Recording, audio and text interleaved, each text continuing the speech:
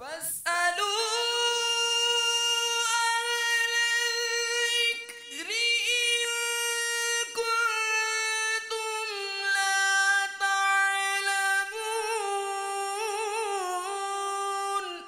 ऐ लोगो, इल्म वालों से पूछो अगर तुम्हें इल्म न हो।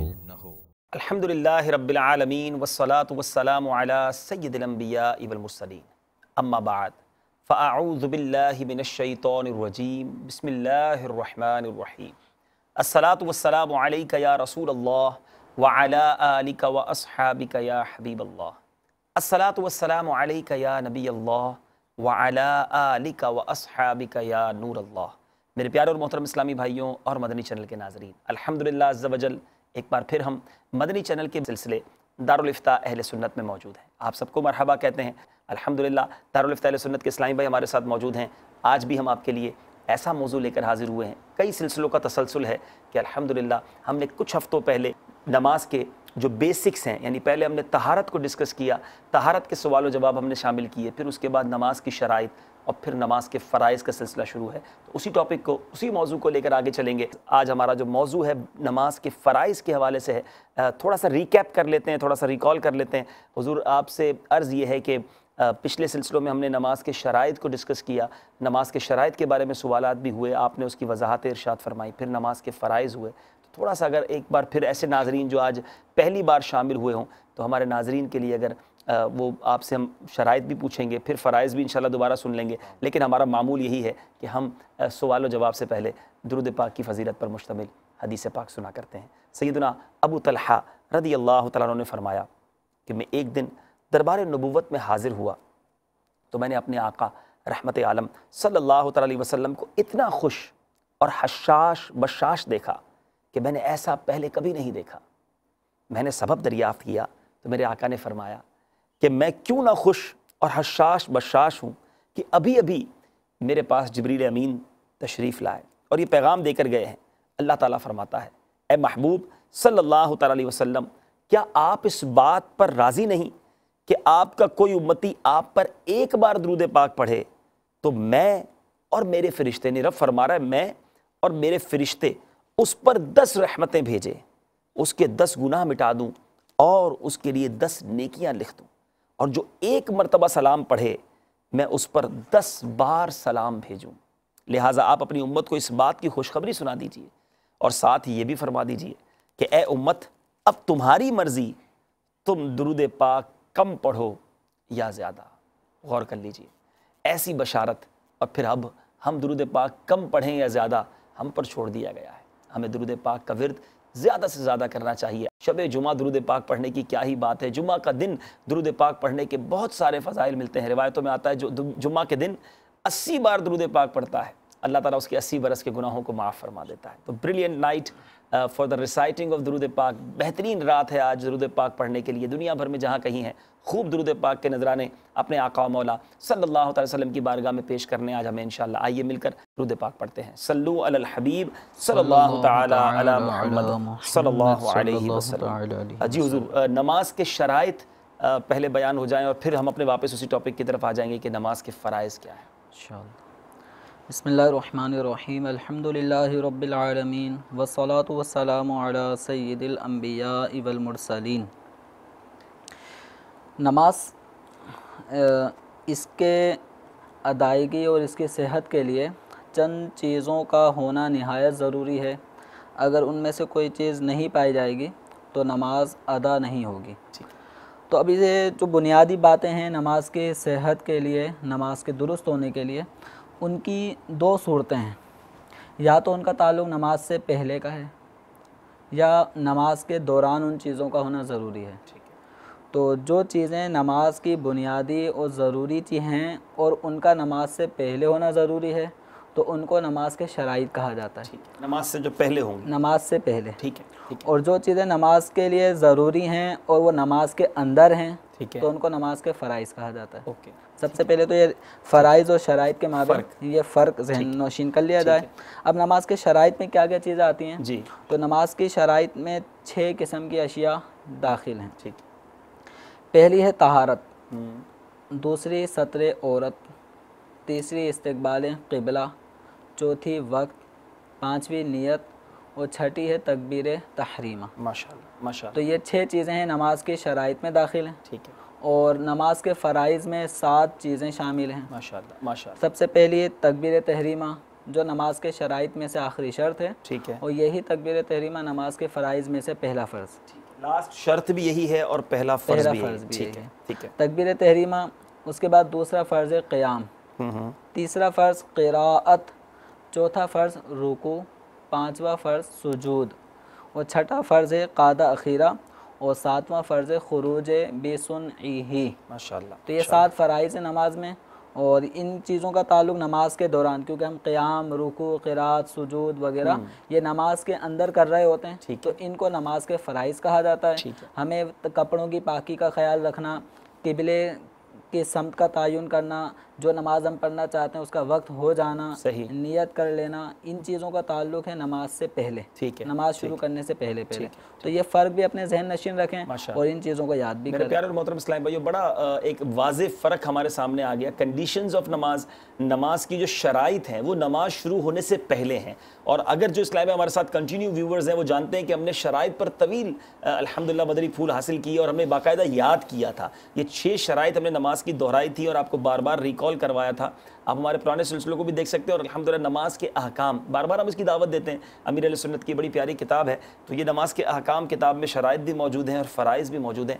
सोचने वाली बात है, नमाज तो पढ़ते हैं, अगर पढ़ते हैं, ये भी सवाल है पढ़ते हैं कि नहीं पढ़ते, लेकिन जो पढ़ते हैं उनको भी क्या पता है कि नमाज की शराइत क्या है, कंडीशंस क्या है। और याद रहे कि कोई एक शर्त भी पूरी नहीं होगी तो नमाज नहीं होगी। अब ये 6 शराइत हमें बताई गई, तहारत, सित्र औरत, वक्त, नियत, इस्तकबाल क़िबला, तकबीर तहरीमा, ये सारी चीज़ें तो बताई गई। अब उसके बाद अब आ रहे हैं हम फ़राइज़ पर, नमाज शुरू कर रहे हैं। तो पहला फ़र्ज़ हमें बताया गया तकबीर तहरीमा, उसकी तफसील पिछले सिलसिले में हो चुकी। उसके बाद फिर क़याम, फिर क़िराअत, फिर रुकू। जी हुज़ूर, रुकू के हवाले से कुछ बताइए। रुकू गालिबन पिछले सिलसिले में कुछ थोड़ा सा डिस्कस हुआ था, लेकिन हम उसी को कनेक्ट कर लेते हैं। रुकू किस तरह कमर झुकानी है? कुछ लोग बड़ा शॉर्ट रुकू करते हैं, तो कुछ रुकू की थोड़ी सी तफसील अगर बयान हो जाए। रुकू ये अरबी का लफ्ज़ है, इसका माना है झुकना। ठीक है। अब यहाँ पर कितना झुकना ये शरीयत मुतहरा के नज़दीक मतलूब है, तो उसकी हदबंदी ये है कि अगर कोई शख्स खड़ा है वो इतना झुके, अपनी कमर इतना झुकाए कि उसके हाथ उसके घुटनों तक पहुंच जाएं। ठीक है। तो झुकने का इतना अंदाज़, इतनी मिकदार, ये रुकू के फ़राइज़ में शामिल है। ठीक है। अगर कोई इतना भी नहीं झुका कि उसके हाथ घुटनों तक पहुँचें, झुक तो रहा है लेकिन उसके हाथ अगर वो लटकाता है तो घुटनों तक नहीं पहुँचते, तो इसका ये झुकना काफ़ी नहीं है। ठीक है। इसके लिए ज़रूरी है कम अज़ कम इतना झुके, मज़ीद और झुके कि इसके हाथ घुटनों तक पहुंच जाएं। ये है रुकू के फ़राइज़ में शामिल। ठीक है। और सुन्नत ये है कि रुकू करने वाला अपने कमर को बिल्कुल सीधा कर दे। उसकी कमर है तो ये कमर बिल्कुल प्लेन हो जाए, ये सर ऊंचा ना हो, नीचे ना हो। तो बाज़ लोगों की आदत होती है कि बाद अपने सरों को ऊंचा रखते हैं, ठीक है, और बाद अपने सरों को झुका देते हैं। तो सर और कमर इस दरमियान इनमें लेवल होना चाहिए। ये लेवल रखना सुन्नत है। और मज़ीद ये कि अपने हाथों में तनाव भी हो, ठीक है, बिल्कुल खम ना हो, हाँ फोल्ड ना हो, घुटने भी फोल्ड ना हो, घुटने भी तने हुए हों, टाइट हों, इसी तरह इसके कोनियाँ भी इसकी टाइट हो रही हों। तो इस हालत में रुकू करना ये सुन्नत है। माशाअल्लाह माशाअल्लाह। उम्मीद है कि मेरे प्यारे इस्लाम में रुकू के हवाले से हमने सुना होगा। वाकई कुछ लोग प्रॉपर नहीं झुकते बल्कि कमर सीधी करनी है, ये सुन्नत है। और ये कहाँ से सीखा जाए? अल्हम्दुलिल्लाह शेख तरीक़त अमीर अहले सुन्नत ने प्रैक्टिकल करके भी वीडियो पर यह अता फरमाया है। वो वीडियो भी आप मकतबतुल मदीना से नमाज का अमली तरीका, वज़ू का अमली तरीका हासिल कर सकते हैं। और साथ साथ अल्हम्दुलिल्लाह मेरे प्यारे मोहतरम इस्लाम में मदनी काफ़िले में हमने देखा कि मदनी काफ़िले में जब नमाज का प्रैक्टिकल करवाया जाता है, कई इस्लामियों का एक्सपीरियंस हुआ होगा जो इस वक्त ये सिलसिला देख रहे होंगे कि मदनी काफ़िले में जाकर हमें बाकायदा बताया जाता है रुकू कैसे किया जाए, और रुकू करके किस तरह कमर सीधी होगी, सर ज़्यादा नहीं झुका हुआ होना चाहिए। फिर निगाहें हुज़ूर रुकू के वक्त कहाँ होंगी? रुकू के वक्त निगाहें अपने पाँवों के पुश्त पर, अंगूठों की, उंगलियों की साइड, ठीक है, इस सब अपनी निगाहें रखनी है। और हदीस मुबारका में इसमें नबी करीम सल्लल्लाहु तआला अलैहि वसल्लम ने उन लोगों के लिए ये एक वईद भी है कि जो अपनी कमर रुकू में सीधी नहीं करते। अल्लाह। नबी करीम सल्लल्लाहु तआला अलैहि वसल्लम का फरमान आलिशान मुस्नद इमाम अहमद बिन हम्बल में ये मरवी है कि अल्लाह तबारक व तआला उस नमाज की तरफ नज़र नहीं फरमाता जिसमें रुकू और सुजूद के दरमियान पीठ सीधी ना करे। अल्लाह, तो उम्मीद है कि अब भाई रुकू करना सीख लेंगे। इस्लामी भाई जो हमें सुन रहे हैं मदनी काफ़िले में सफ़र की नीयत कर लें और ये प्रैक्टिकल भी देख लें इंशाल्लाह, ताकि आसानी हो जाएगी। इस्लामी बहनों को भी हुजूर यही अंदाज़ अपनाना होगा अपना रुकू के लिए? इस्लामी बहनों का अंदाज़ जुदा गाना है। अच्छा, यानी इस्लामी बहनों का अंदाज़ ये होगा कि वो रुकू में इतना झुकेंगी कि उनके हाथ घुटनों तक पहुंच जाएं। ठीक है। उनको मर्दों की तरह कमर सीधी नहीं करनी, मर्दों की तरह उनके हाथों में तनाव नहीं होगा, ऐसे उनके घुटने भी बिल्कुल टाइट नहीं होंगे। कुछ कुछ इसमें खम औरतों को रखना है, घुटने ज़्यादा तने हुए ना हो, हाथ भी ज़्यादा टाइट ना हो, कुछ खम रहे और कमर भी बिल्कुल सीधी नहीं करनी। तो ये हदीस मुबारक जो अभी गोश गुजार की, इसमें रुकू और सुजूद के दरमियान पीठ सीधी ना करने का तज़किरा है। तो ये जो कौमा किया जाता है जी, रुकू करने के बाद, इस हदीस का ताल्लुक रुकू करने के बाद ठीक है। जो खड़े होते हैं, अच्छा, वो खड़े जो सही नहीं होते, ये उस पर वईद है। तो ये वईद उसके बारे में है कि जो रुकू कर ले और रुकू करने के बाद भी जो उठते हैं तो कमर सीधी नहीं करते और रुकू सुजूद के माबेन कमर सीधी के बगैर ही फ़ौरन सजदे में चले जाते हैं। तो याद रखिए कि ये रुकू करने के बाद जब हम खड़े होते हैं, इस कंडीशन को कौमा कहा जाता है। सही। और कौमा ये करना वाजिब है और इसके अंदर कम से कम इतनी मिकदार हमारी होनी चाहिए कि हम बिल्कुल स्ट्रेट खड़े हों, नॉर्मल खड़े हों, हमारी कमर सीधी हो जाए। इस मामले में जल्दबाजी नहीं करनी चाहिए और अक्सर नमाजियों की एक तादाद है जो रुकू के बाद इस कौमे की अदायगी से गफलत बरतती है। बिल्कुल ऐसा ही है, बिल्कुल ऐसा ही। रुकू किया, रुकू करते ही फ़ौरन एकदम सजदे में जाने की जल्दी होती है, तो जल्दी ना करें। नबी करीम सल्लल्लाहु ताला अलैहि वसल्लम के इस फरमान की तरफ तवज्जो दें कि अल्लाह ताला बंदे के उस नमाज की तरफ नज़र नहीं फरमाता जिसमें रुकू सुजूद के दरमियान पीठ सीधी ना करें। तो इसलिए अपनी कमर को सीधा कर लें। और नबी करीम सल्लल्लाहु ताला अलैहि वसल्लम ने एक नमाजी को नमाज़ पढ़ते हुए देखा, नमाज़ पढ़ रहा था। नमाज से फरागत के बाद हुज़ूर सल्लल्लाहु ताला अलैहि वसल्लम ने उससे फरमाया कि कुम फसल्ली फ़इन्नका लम तुसल्ली, खड़े हो जाओ, दोबारा नमाज़ पढ़ो, तुमने नमाज नहीं पढ़ी। उसने फिर दोबारा नमाज़ पढ़ी। फिर आप सल्लल्लाहु ताला अलैहि वसल्लम ने उसकी नमाज़ को देखा, फिर उसके बाद फरमाया कि तुम दोबारा से नमाज़ पढ़ो। तो 2-3 मरतबा जब ये अमल हुआ तो बिल आखिर जाने आलम रहमत आलम सल्लल्लाहु ताला अलैहि वसल्लम की बारगाह में अर्ज़ गुज़ार हुआ कि आप ही बता दें कि किस तरह नमाज़ पढ़नी है। यानी मुझे तो इसी तरह आती थी जिस तरह 2-3 मरतबा मैं पढ़ चुका हूँ। तो आप सल्लल्लाहु ताला अलैहि वसल्लम ने फिर उन्हें नमाज़ पढ़ने का तरीका बताया कि जब तुम रुकू में जाओ तो कमर सीधी कर लो, इत्मीनान के साथ रुकू करो। फिर रुकू से जब उठो तो फरमाया इत्मीनान के साथ बिल्कुल खड़े हो जाओ। फिर उसके बाद सजदा करो, इत्मीनान के साथ सजदा करो। सजदा करने के बाद बैठो तो इत्मीनान के साथ बैठो। तो ये उस नमाजी की नमाज में जो मिस्टेक हो रही थी वो यही हो रही थी अल्लाह अल्लाह कि इधर बस रुकू से सर उठाया और डायरेक्ट सजदे में गया, सजदे से सर उठाया डायरेक्ट दूसरे सजदे में गया। तो ये जो इत्मीनान नहीं हो रहा था, तो ये इत्मीनान करना वाजिब है। यानी रुकू के बाद जब कौमा करते हैं, ये कौमा वाजिब है। इसमें कम से कम इतनी मिकदार ठहरना कि जिसमें एक मरतबा सुबहान अल्लाह कह लिया जाए, ये वाजिब है। इसके बाद फिर हम सजदे की तरफ जाएंगे। तो नमाजी हजरात जो हमारे हैं इस तरफ इनको तवज्जो देनी चाहिए। कहीं ऐसा ना हो कि इस तरके वाजिब की ये आदत बरस से उनकी हो और इसी तरह नमाज़ पढ़ते पढ़ते वो दुनिया से चले जाएं। तो ये तरके वाजिब होने की सूरत में नमाज नाकिस रह जाती है। सही। तो ये नक्स दूर करने के लिए अगर ये अमल भूले से हुआ तो सजदा सहव करें, और जानबूझ के हुआ और ज़ाहिर यही है कि सीखा नहीं, जानबूझ के ही कर रहे हैं ये सारे मामला। तो जो जानबूझ के इस तरह तरके वाजिब करेगा तो उसको नमाज दोबारा दोहरानी होगी। सोचने वाली बात है कि हमने, मेरे प्यारे और मोहतरम इस्लामी भाइयों, नमाज सीखी कब? एक है देख कर पढ़ना और एक है सीख कर पढ़ना। ऐसा लगता है कि हम में से अक्सरियत ने देख कर नमाज़ पढ़ना शुरू कर दी। वालिद साहब को देखा तो बच्चे ने पढ़ना शुरू कर दी, दादा को देखा घर में नमाज़ पढ़ते थे, हमने भी वैसे जैसे वो पढ़ते हैं वैसे पढ़ रहे हैं। मस्जिद में गए नमाजियों को देखा तो वैसे नमाज़ पढ़नी शुरू कर दी। किसी को देखा कोई नया स्टाइल है, चलो भाई यही अंदाज़ होता होगा, हाथ इस तरह उठाने चाहिए तो इस तरह उठा रहे हैं। प्रैक्टिकली किसी इंस्टीट्यूट में जाकर, किसी मदरसे में जाकर, किसी कारी साहब के पास, आलिम दीन के पास जाकर हमने सीखा कि यार हमें नमाज़ पढ़ना सिखाई जाए। हमें तो शर्म आती है, हम नमाज़ पढ़ना सीखेंगे। लेकिन वाकई अब देखें ये कैसी बात है कि सिर्फ रुकू और सजदे के दरमियान खड़े कोई सही नहीं होगा तो उसको क्या वईद सुनने को मिली। और ऐसी बहुत सारी बातें अभी आपको आगे पता चलने वाली हैं। तो बराहे करम नमाज पढ़ना सीखें, इसको ये ना समझे कि मुझे आती है पढ़ना। हम असल में इस बात को बड़ा फील करते हैं कि मुझे नमाज पढ़ना नहीं आती, 20 साल से नमाज पढ़ रहा हूँ, 10 साल से नमाज पढ़ रहा हूँ, लेकिन जनाब नहीं आती।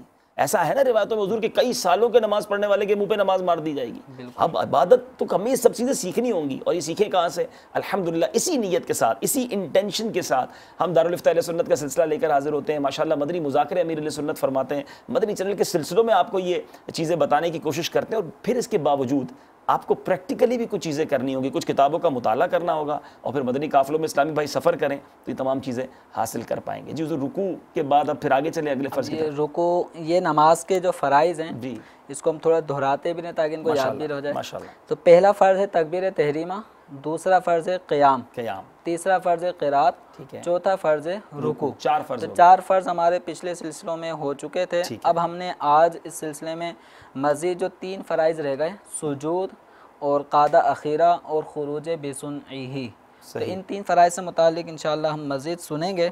तो अब जो 5वां फ़र्ज़ है हमारा नमाज का, वो है सुजूद। ठीक है, सुजूद का माना है सजदा करना, ठीक है, और नबी करीम सल्लल्लाहु तआला अलैहि वसल्लम का फरमान आलिशान है कि मुझे हुक्म हुआ कि 7 हड्डियों पे सजदा करूं। तो ये 7 हड्डियां कौन सी हैं? तो नबी करीम सल्लल्लाहु तआला अलैहि वसल्लम ने इसका मज़ीद ये बयान फरमाया कि मुंह के अंदर ये जो पेशानी की हड्डी है और ये नाक की हड्डी, ये एक हड्डी शुमार होती है। सही, तो एक हड्डी ये है, और दोनों हाथ, दोनों घुटने ठीक है, और दोनों पंजे। तो ये 7 हड्डियां हैं जिनको एक नमाजी नमाज में ज़मीन पे रखता है। तो इन 7 हड्डियों पे सजदा करने का हुक्म हुआ। तो हर रकात में 2 मरतबा सजदा करना ये फ़र्ज़ है। अब सजदे में किस चीज़ का लगना ज़रूरी है? तो सजदे में पेशानी का जमना ज़रूरी है। ठीक है, पेशानी का जमना ज़रूरी है। ये ज़मीन पर जमना ज़रूरी है।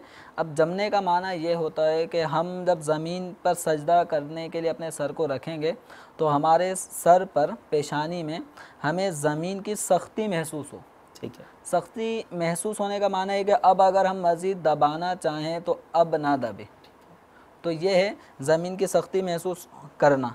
और अगर किसी ने सिर्फ अपनी पेशानी को हल्के से रख दिया, या किसी ऐसी चीज़ पे नमाज़ पढ़ रहा है जिसमें फ़ोम है या कारपेट, बाज़ औक़ात हमारी मसाजिद में इस तरह के बिछाए जाते हैं कि उनके नीचे भी फ़ोम होता है। जी जी, अब उसके अंदर अगर हम हाथ ही रखते हैं तो थोड़ा वो प्रेस करने से दबता है। ठीक है, तो ऐसे अब सजदा करेंगे तो उसमें भी प्रेस करने से मज़ीद वो दबने की कंडीशन में होता है। ठीक है, अब अगर किसी नमाजी ने ऐसे कारपेट जिसके नीचे फ़ोम भी बिछा हुआ है और उसने अपनी पेशानी रख दी, लेकिन उसने दबाया नहीं, अगर वो दबाए या अपने सर को थोड़ा सा बोझ दे तो मज़ीद दब सकता है। और अगर इसने नहीं दबाया तो पेशानी नहीं जमी, और पेशानी नहीं जमेगी तो सजदा नहीं होगा। तो इस सूरत में ज़रूरी है कि जब हम ऐसी चीज़ पे नमाज़ पढ़ें कि जिसमें दबने का अमल हो सकता है, तो हमें मज़ीद जितना हम दबा सकते हैं इतना कि अब ना दबे। अल्लाह, अगर इस कंडीशन में अगर हमने नहीं दबाया तो सजदा नहीं होगा। तो बेहतर ये है कि नमाज़ पढ़ने वाला बिला हाइल कोई चीज़ बिछाए बगैर ज़मीन पर सजदा करे। ज़्यादा से ज़्यादा अगर कोई कपड़ा या जाए नमाज या कोई दरी या कारपेट ऐसा है जिसके नीचे फ़ोम ना हो, तो इन सब चीज़ों का एहतिमाम करके तो फिर उसे नमाज़ पढ़नी चाहिए। अल्लाह अल्लाह, तो कितनी सारी चीज़ें सीखने को मिली भाई। 7 हड्डियों पर सजदा होगा, और अभी तो सिर्फ पेशानी की बात हुई, अभी हमने बाकी हड्डियों के बारे में पूछना है, हाथ कैसे रखने हैं, उंगलियां कैसे रखनी है।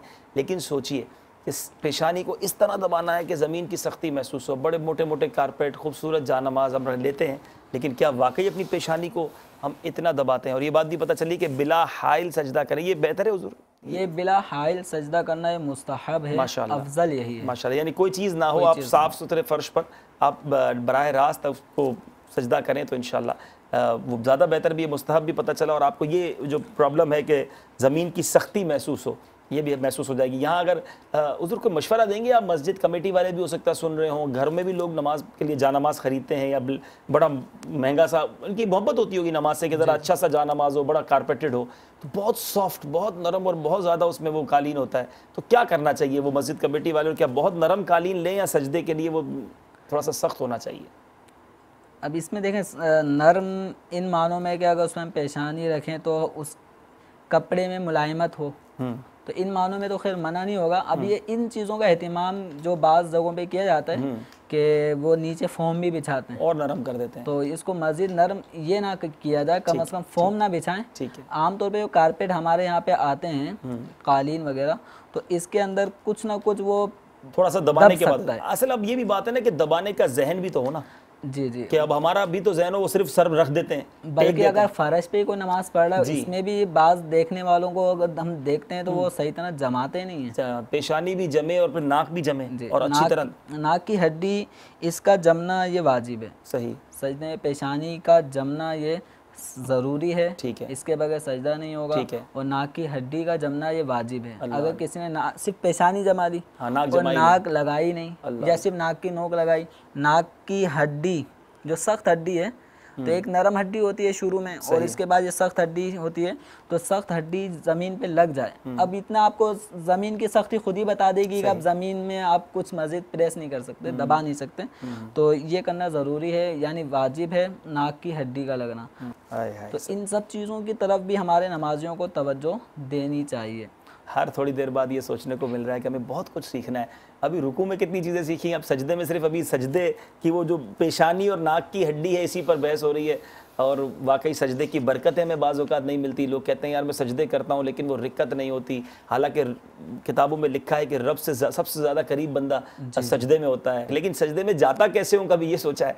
तो ये सब चीज़ें सीखनी है। आपकी कॉल्स बहुत सारी जमा हो गई हैं, मैसेजेस भी आ रहे हैं, आपकी कॉल्स लेते हैं। लेकिन मलावी से हमारे राशिद भाई का हुजूर एक मैसेज है, वो सवाल ये करना चाहते हैं कि सुन्नत मुअक्कदा और सुन्नत गैर मुअक्कदा में क्या फ़र्क है, क्या इनकी अदायगी में भी कुछ फ़र्क है, इस बारे में कुछ इरशाद फरमाएं।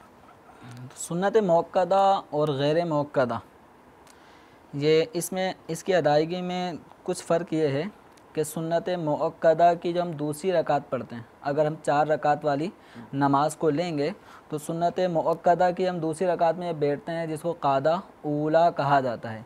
तो क़ादा ऊला में सिर्फ अत्तहियात पढ़ी जाएगी, व अशहदु अन्ना मुहम्मदन अब्दुहु व रसूलुहु तक। ठीक है। इसके बाद फिर हमें तीसरी रकात के लिए खड़ा हो जाना है और तीसरी रकात में हमने सना नहीं पढ़नी, सुबहानक अल्लाहुम्मा ये नहीं पढ़नी, बल्कि बिस्मिल्लाह पढ़ के सूरह फातिहा और सूरतें हमने पढ़नी होगी। ये 2 बातें कि दूसरी रकात के क़ादा में हमने सिर्फ़ और सिर्फ अत्तहियात पढ़नी है, दुरूद शरीफ नहीं पढ़ना। तीसरी रकात में हमने सिर्फ सूरह फातिहा से स्टार्ट लेना है, सना नहीं पढ़नी। ठीक है। इसके बरक्स जो सुन्नत गैर मुअक्कदा यानी असर और इशा से पहले की 4 रकातें सुन्नतें या 4 रकात नवाफिल जैसे सलातु तस्बीह होती है, तो इसका तरीका यह है कि हम दूसरी रकात में जब बैठेंगे क़ादा ऊला में, तो अत्तहियात पढ़ने के बाद मुस्तहब है कि दुरूद इब्राहिमी भी पढ़ा जाए। माशाअल्लाह। और जब हम तीसरी रकात के लिए खड़े होंगे तो मुस्तहब यह है कि वहाँ पे सुबहानक अल्लाहुम्मा से शुरू किया सना जाए। भी पढ़ी जाए। तो गोया यह है कि सुन्नत गैर मुअक्कदा जी, इसकी तीसरी रकात को हमने इस अंदाज में पढ़ना जैसे पहली रकात। ठीक है। बस ये फ़र्क को जहन में रखें। अच्छा, अगर इस तरह नहीं करता कोई, जिस तरह सुन्नत मुअक्कदा पढ़ी जाती है कि दूसरी रकत में सिर्फ अत्तहियात पढ़ी और तीसरी रकत में सूरह फातिहा से शुरू कर दिया, बिल्कुल इसी तरह ही अगर कोई 4 सुन्नत गैर मुअक्कदा भी पढ़ लेता है तो वो हो जाएंगी? हाँ, सुन्नत ये मुस्तहब, ठीक है। इन चीज़ों का इजाफा सुन्नत गैर मुअक्कदा में मुस्तहब है। ठीक और है। मुस्तहब का अगर किसी ने तर्क कर दिया तो नमाज में कोई हरज वाक़ई नहीं होता। ठीक है। उम्मीद है कि हमारे राशिद भाई मलावी से आपने क्वेश्चन किया था स्काइप पर, आपको जवाब मिल गया होगा। आइए कॉल्स की तरफ चलते हैं, देखते हैं कहाँ से इस्लामी भाई हमसे क्या सवाल करना चाहते हैं। सल्लू अलल हबीब सल्लल्लाहु तआला अला मुहम्मद सल्लल्लाहु अलैहि वसल्लम। मोहम्मद साजिद अत्तारी अर्ज कर रहा हूँ बाबुल मदीना कराची से। सबसे पहले तो मैं अब्दुल हबीब भाई की बारगाह में मुबारकबाद पेश करूंगा कि माशाअल्लाह मक्के मदीना की ज़ियारत से तशरीफ लाएं, और इनकी बारगाह में अर्ज करूंगा कि हमारे लिए दुआ फरमाएं, अल्लाह ताला हमें भी इन मुकद्दस मकामात की हाज़िर नसीब फरमाएं। आमीन। मेरा सवाल ये था कि नमाज के जो 7 फ़राइज़ हैं, इस बारे में इरशाद फरमा दें हमारे दारुल इफ्ता अहले सुन्नत के इस्लामी भाई कि अगर किसी इस्लामी भाई का फ़र्ज़ भूले से नमाज के अंदर अगर छूट जाता है तो उस सूरत में उसकी नमाज पे क्या असर पड़ेगा? मोहम्मद एहसान अतारी स्पेन से बात कर रहा हूँ, बार्सिलोना से। तो ये पूछना था हज़रत से कि ये जो सुन्नतें और फ़र्ज़ हैं इनमें प्लीज़ फ़र्क बता दीजिए, और सुन्नतें पढ़ने का क्या तरीका है और फ़र्ज़ पढ़ने का क्या तरीका है? इंशाअल्लाह। अस्सलाम वालेकुम। वालेकुम अस्सलाम व रहमतुल्लाहि व मेरा बरकातहू। नाम उमैर है और मेरा ये सवाल है, किरात में इमाम साहब पढ़ते हैं, उनके पीछे हमें पढ़ना चाहिए या नहीं पढ़ना चाहिए? इनका मुझे जवाब दीजिए आप। अस्सलाम वालेकुम।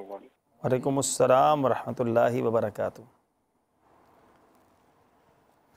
जी मोहम्मद साजिद भाई मरहबा कहते हैं, जज़ाकल्लाह। अल्लाह ताला यकीनन हम सबकी दुआएं हैं, अल्लाह ताला आप सबको भी बार बार हरमैन तैयबैन की हाज़िरी अता फ़रमाए, हमें भी हाज़िरी अता फ़रमाए। वाकई वो जगह है ही ऐसी कि कितनी बार क्यों ना देख लें, बार बार जाने को जी चाहता है। अल्लाह ताला इसी तरह हम सबको बार बार हरमैन तैयबैन की हाज़िरी अता फ़रमाए। नमाज के साथ फ़राइज़ हुज़ूर फ़र्ज़ कोई एक छूट जाए, भूल कर छूट जाए, तो क्या नमाज हो जाएगी? फ़र्ज़ किसी नमाज में अगर कोई फ़र्ज़ छूट जाए, छूटने का अगर ये माना है कि उसने नमाज से फ़ारिग हो गया और उस फ़र्ज़ को अदा ही नहीं किया जी, तो इसकी नमाज हुई नहीं। इसको अस्सिरेनो इस नमाज को पढ़ना होगा। यानी किसी ने सजदा ही नहीं किया, सजदा जैसे एक रकात में 2 सजदे करना फ़र्ज़ हैं, अगर किसी ने एक सजदा किया एक नहीं किया तो इसी तरह सलाम भी फेर दिया, फ़ारिग हो गया, कोई मुनाफी नमाज को ऐसा काम कर दिया जिससे नमाज टूट जाती है, तो यानी बिल्कुल फ़ारिग हो गया, तो अब पता चला कि एक सजदा तो किया नहीं था, तो इसकी ये नमाज नहीं हुई, इसको दोबारा से नमाज़ पढ़नी होगी। ठीक है। सजदा फ़र्ज़ छूटने का अगर ये माना है कि यानी एक मकाम पे छूट गया, उसकी तलाफ़ी दूसरे मकाम पे अगर उसने कर ली, तो अगर तलाफ़ी कर ली तो नमाज दुरुस्त हो जाएगी, सजदा सहव करना होगा। मसलन एक रकात में 2 सजदे करना फ़र्ज़ है। अब इसने पहली रकात में बिल फ़र्ज़ सजदा किया लेकिन एक ही किया और फिर खड़ा हो गया, तो अब इसको चाहिए कि अब दूसरी रकात में जब ये सजदे में जाएगा तो 3 सजदे करे। अच्छा, यानी जो एक सजदा रह गया था उसकी तलाफ़ी दूसरी रकात के सजदे में 3 करके उसकी तलाफ़ी कर ले, या बस यूँ समझ लें कि तीसरी रकात में कर ले या चौथी रकात में वो पहली रकात का छूटा हुआ एक सजदा वो आगे जाकर कर ले। अगर कर लेता है तो यूँ फ़र्ज़ जो छूटते छूटते बच गया और इसने अदा कर लिया। अब इसको लाजिम होगा कि चूँकि इसने एक रकात में 2 सजदे फ़र्ज़, अगर 4 रकात पढ़ रहा है तो गोया 8 सजदे इसको करने थे। अब पहली रकात में एक सजदा किया, अब बकिया दूसरा सजदा जो था वो दूसरी या तीसरी या चौथी रकात में इसने कर लिया, तो 8 सजदे पूरे हो गए, पूरा हो गया। लेकिन क्योंकि अब ये जो फ़र्ज़ की अदायगी में ताख़ीर हुई, ठीक, तो फ़र्ज़ की अदायगी में ताख़ीर के बाइस अब इसको सजदा सहव करना होगा, इसकी नमाज दुरुस्त हो जाएगी। तो अब लेकिन ये आपने तो एक तरीका बता दिया, किसी का फ़र्ज़ इस तरह रह जाए तो वो आगे पूरा कर लेगा तो सजदा सहव के बाद नमाज हो जाएगी। फ़र्ज़ अदा ही नहीं किया तो फिर सिरे से फ़र्ज़ अदा ही नहीं किया और नमाज से फ़ारिग हो गया, ठीक है, तो अब इसको कहा जाएगा दोबारा से नमाज़ पढ़े, वो नमाज नहीं हुई। लेकिन कोई ये जानबूझकर तो नहीं कर सकता ना कि ठीक है पहली रकात में तो सजदा करता ही नहीं हूँ, अब आखिरी रकात में 8 सजदे पूरे कर लूँगा, तो ये तो फिर गुनाहगार होगा। जानबूझ के अगर कोई करेगा ना कि मैं पहली हर रकात में पहली और दूसरी में एक करूँगा, तीसरी और चौथी में मैं एक इजाफी और कर लूँगा, तो इस तरह जो जानबूझ के पढ़ेगा तो उसकी नमाज नाकिस होगी। उम्मीद है कि साजिद भाई आपको भी जवाब मिल गया होगा और बाकी इस्लामी भाइयों को भी जवाब मिल गया होगा। स्पेन से सवाल था हुजूर, सुन्नतें और फ़र्ज़ पढ़ने का फ़र्क बता दें कि फ़र्क क्या है, सुन्नतें और फ़र्ज़ किस तरह पढ़ी जाती है? सुन्नतें और फ़र्ज़, जी, फ़र्ज़ में ये जहन में बिठा लें कि फ़र्ज़ की पहली और दूसरी रकत में सूरह फ़ातिहा के बाद सूरत मिलानी होती है, ठीक है, ठीक है, ठीक। तीसरी और चौथी जो रकत हैं इनमें सूरह फ़ातिहा पढ़ना वाजिब नहीं, मज़ीद कोई सूरत मिलाना भी वाजिब नहीं, ठीक है। मुस्तहब यह है कि तीसरी और चौथी में सूरह फ़ातिहा पढ़े, ठीक है। अगर अकेला नमाज़ पढ़ रहा है तो तीसरी और चौथी में सूरत मिलाना भी मुस्तहब है, ठीक है। यानी ये हमें पता चला कि फ़र्ज़ की तीसरी और चौथी रकत अगर हम पढ़ रहे हैं और अकेले पढ़ रहे हैं तो सूरह फ़ातिहा भी मुस्तहब और इसके साथ साथ बेहतर है कि सूरत भी मिला लें। यहाँ ये बड़ा अच्छा आपने जवाब दिया। वैसे ही कन्फ्यूजन है कि तीसरी और चौथी में सूरत मिला ही नहीं सकते, बल्कि मिला ली तो सजदा सहव करना पड़ेगा, ऐसा नहीं है। यानी अकेले पढ़ रहे तो तीसरी चौथी रकत में सूरह फ़ातिहा के बाद कोई सूरा मिला भी सकते हैं, मिला सकते हैं, ठीक। ये आमतौर पर सवाल आते हैं कि फ़र्ज़ की तीसरी में मैंने सूरत पढ़ ली तो क्या हुक्म होगा, तो ये आपने गलती से कोई गलत काम नहीं किया, ठीक है, सही काम किया, ठीक है, तवज्जो नहीं थी, ठीक है। तो ये मुस्तहब है और आला हज़रत रहमतुल्लाह अलैह ने इसको मुनफरिद के लिए फरमाया कि ये पढ़ ले, इसके लिए बेहतर है। तो फ़र्ज़ नमाज में मालूम हुआ कि तीसरी और चौथी में क़िराअत वाजिब नहीं है, ठीक है, करना चाहें तो आपके इख्तियार में है, सवाब ज़्यादा होगा। अब रहा मामला सुन्नतों का, तो सुन्नतों की पहली, दूसरी, तीसरी, चौथी हर रकात में सूरह फ़ातिहा का पढ़ना भी वाजिब, ठीक है, और सूरह फ़ातिहा के साथ साथ कोई ना कोई और सूरत भी पढ़ना ये वाजिब होगा, ठीक। तो एक ये फ़र्क है। ठीक है। बकिया अत्तहियात के मामले में कि हमने दूसरी रकात में अत्तहियात पढ़ के ही खड़ा हो जाना है और तीसरी रकात में सना नहीं पढ़नी, इस मामले में ये फ़र्ज़ की तरह है। ठीक है। सुन्नत गैर मुक्कदा और फ़र्ज़ में ये फ़र्क आ जाएगा कि सुन्नत गैर मुक्कदा में अत्तहियात जो दूसरी रकात में होती है उसके बाद दुरूद भी पढ़ेंगे, तीसरी रकात में सना भी पढ़ेंगे। सही। तो इस हवाले से सुन्नत गैर मुक्कदा और फ़र्ज़ में ये फ़र्क हो जाएगा, जबकि दूसरी रकात के कादा में सिर्फ अत्तहियात पढ़ने और तीसरी रकात में सना ना पढ़ने के अतबार से सुन्नत मुक्कदा और फ़र्ज़ का और वितर का एक ही हुक्म है। ठीक है। लेकिन वाकई फ़र्क तो बहुत सारे बन जाएंगे। सवाब में बड़ा फ़र्क होगा, नियत करने में फ़र्क होगा। फ़र्ज़ की नीयत से करेगा, सुन्नत की नीयत से करेगा। पढ़ने का जो फ़र्क था वो आपने बयान किया। जी। उम्मीद है कि स्पेन के इस्लाम भाई को भी जवाब मिल गया होगा। हमारे उमैर भाई थे, किराअत इमाम साहब के पीछे हम किराअत करेंगे या नहीं करेंगे? इमाम के पीछे किराअत करना ये मुक्तदी को जायज़ नहीं है। ठीक है। मुक्तदी को हुक्म ये है, मुस्लिम शरीफ की रिवायत में है, वइदा क़रअ फ़अनसितू।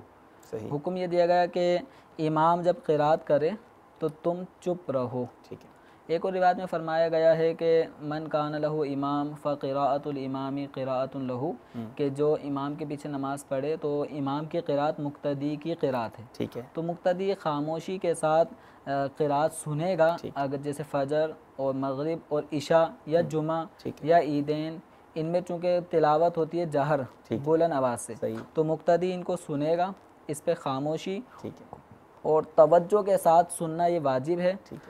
ज़ोहर असर इनके अंदर इमाम साहब तिलावत करते हैं लेकिन आहिस्ता। मुक्तदी को इस मकाम पर भी हुक्म ये है कि वो खामोशी के साथ चुप रहे और इस पे लाजिम है मुक्तदी तिलावत नहीं करेगा। हाँ, जहाँ तक सना पढ़ने का ताल्लुक़ है पहली रकत में, तो सुबहानक अल्लाहुम्मा ये पढ़कर खामोश हो जाएगा। ठीक है। ठीक है, ये तो हो गया। लेकिन अब ये बताएं कि जैसे 4 फ़र्ज़ हैं, 2 पहली में तो इमाम साहब ने तिलावत की, हमने सुन ली, या ऐसी नमाज है कि जिसमें इमाम साहब जहरी तिलावत नहीं कर रहे, उन तक आवाज़ आ रही है। अब दूसरी 2 रकतें जो हैं उसमें तो अब उसमें क्या हम सूरह फातिहा पढ़ेंगे या उसमें भी खामोश रहेंगे? मुक्तदी बस जब इमाम के पीछे आ गया ना तो इसने कुरान नहीं पढ़ना। अच्छा। बस ये उसूल ज़हन में रख लेंगे ना। अच्छा। कुरान नहीं पढ़ना, वो इमाम साहब पढ़ेंगे। वो इमाम साहब पढ़ेंगे। ठीक है। हमें कुरान के अलावा दीगर औरात, तस्बीहात, दुरूद शरीफ ये हमने पढ़नी। अच्छा, वो याद होता है ना हुजूर, कई लोगों को देखा है कि अब इमाम साहब जो तिलावत कर रहे हैं वो सूरत मुझे भी याद है, तो साथ साथ पढ़ते हैं कि मुझे अच्छा लगता है, इमाम साहब पढ़ रहे हैं मैं भी पढ़ रहा हूँ, बराबर में नमाजी बिल्कुल साथ साथ पढ़ रहे थे इमाम साहब। ये बच्चों की आदत है जो हमारे बड़ों में भी शामिल हो गई है। तो आमतौर पर बच्चों को आपने देखा होगा कि इमाम साहब तिलावत कर रहे होते हैं तो बच्चे भी पढ़ रहे होते हैं, याद हो जाती है बच्चों को, बल्कि बच्चे इमाम साहब के वक्फ करने के बाद अगला लफ्ज़ शुरू कर देते हैं, पहले बता रहे होते हैं। तो ये तरीका जायज़ नहीं है। मुक्तदी को इमाम के पीछे कुरान पढ़ने की इजाज़त नहीं। हदीस मुबारका में जो मुस्लिम शरीफ में रिवायत किया गया, वइदा क़रअ फ़अनसितू, जब इमाम क़िराअत करे तो चुप हो जाओ। ठीक है। उम्मीद है कि बड़ा क्लियर आज कॉन्सेप्ट हो गया हमारा कि इमाम साहब के पीछे जब भी नमाज़ पढ़ेंगे कुरान नहीं पढ़ेंगे, बाकी औरात वगैरह जो हमारे तस्बीहातें पढ़ेंगे। हुजूर ये बता दें, इमाम साहब के पीछे तो नहीं पढ़ेंगे, इमाम साहब के साथ शामिल हुए, 4 रकत वाली नमाज थी, 3 रकतें मिली हमें, 1 रकत मिली नहीं है, अब उस 1 रकत में कुरान पढ़ेंगे या उसमें भी नहीं पढ़ेंगे? जब इमाम साहब के सलाम फेरने के बाद हम खड़े होंगे तो इमाम के पीछे तो नहीं है। ठीक है। अब हम हो गए अकेले होने की सूरत में जिस तरह अकेला नमाजी कुरान पढ़ता है तो उसको ही पढ़ना होगा। ठीक है। उम्मीद है कि जवाब मिल गया होगा। मलावी से एक और क्वेश्चन हुजूर स्काइप पर आया हुआ है, नमाज में सलाम फेरने में क्या नियत करेंगे, या सलाम ये सलाम जो है वो हम किसको करते हैं, यानी ये जब सलाम फेर रहे होते हैं ये किसको सलाम कर रहे होते हैं, इमाम साहब को कर रहे होते हैं, नमाजियों को कर रहे होते हैं, या फरिश्तों को कर रहे हैं? सबसे पहले तो ये नियत जहन में होनी चाहिए कि सलाम फेरने वाला ये नियत करे कि मैं नमाज से निकल रहा हूँ। ठीक है। अब शरीयत मुतहरा ने नमाज से निकलने का एक तरीका ये बताया कि अस्सलामु अलैकुम व रहमतुल्लाह कहकर दाएं तरफ सलाम फेरे, फिर बाएं तरफ सलाम फेरे, तो इस तरह नमाज से निकलने का ये अंदाज़ हमें बताया गया।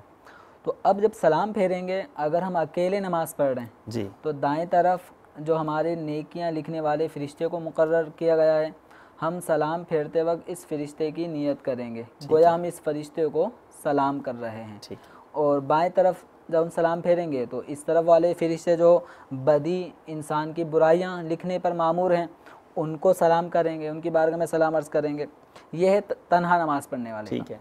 अगर हम नमाज़ पढ़ें जमात में तो जमात में नमाज़ पढ़ते वक्त जब हम सीधी तरफ सलाम फेरेंगे तो सीधी तरफ सलाम फेरने फ़रिश्ते की भी नियत करनी है, और सीधी तरफ जितने मुक्तदी हैं हमारे उन सबको भी सलाम करने की नियत करनी है। और अगर इमाम साहब हमारे सीधी जानिब हैं तो हमने सलाम फेरते वक्त नियत में इमाम साहब को भी शामिल करना है।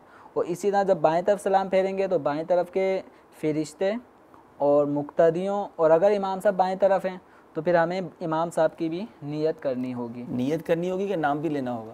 नहीं, नाम तो नहीं लेना, ठीक है। अस्सलामु अलैकुम व रहमतुल्लाह, बस इतना कहना होगा।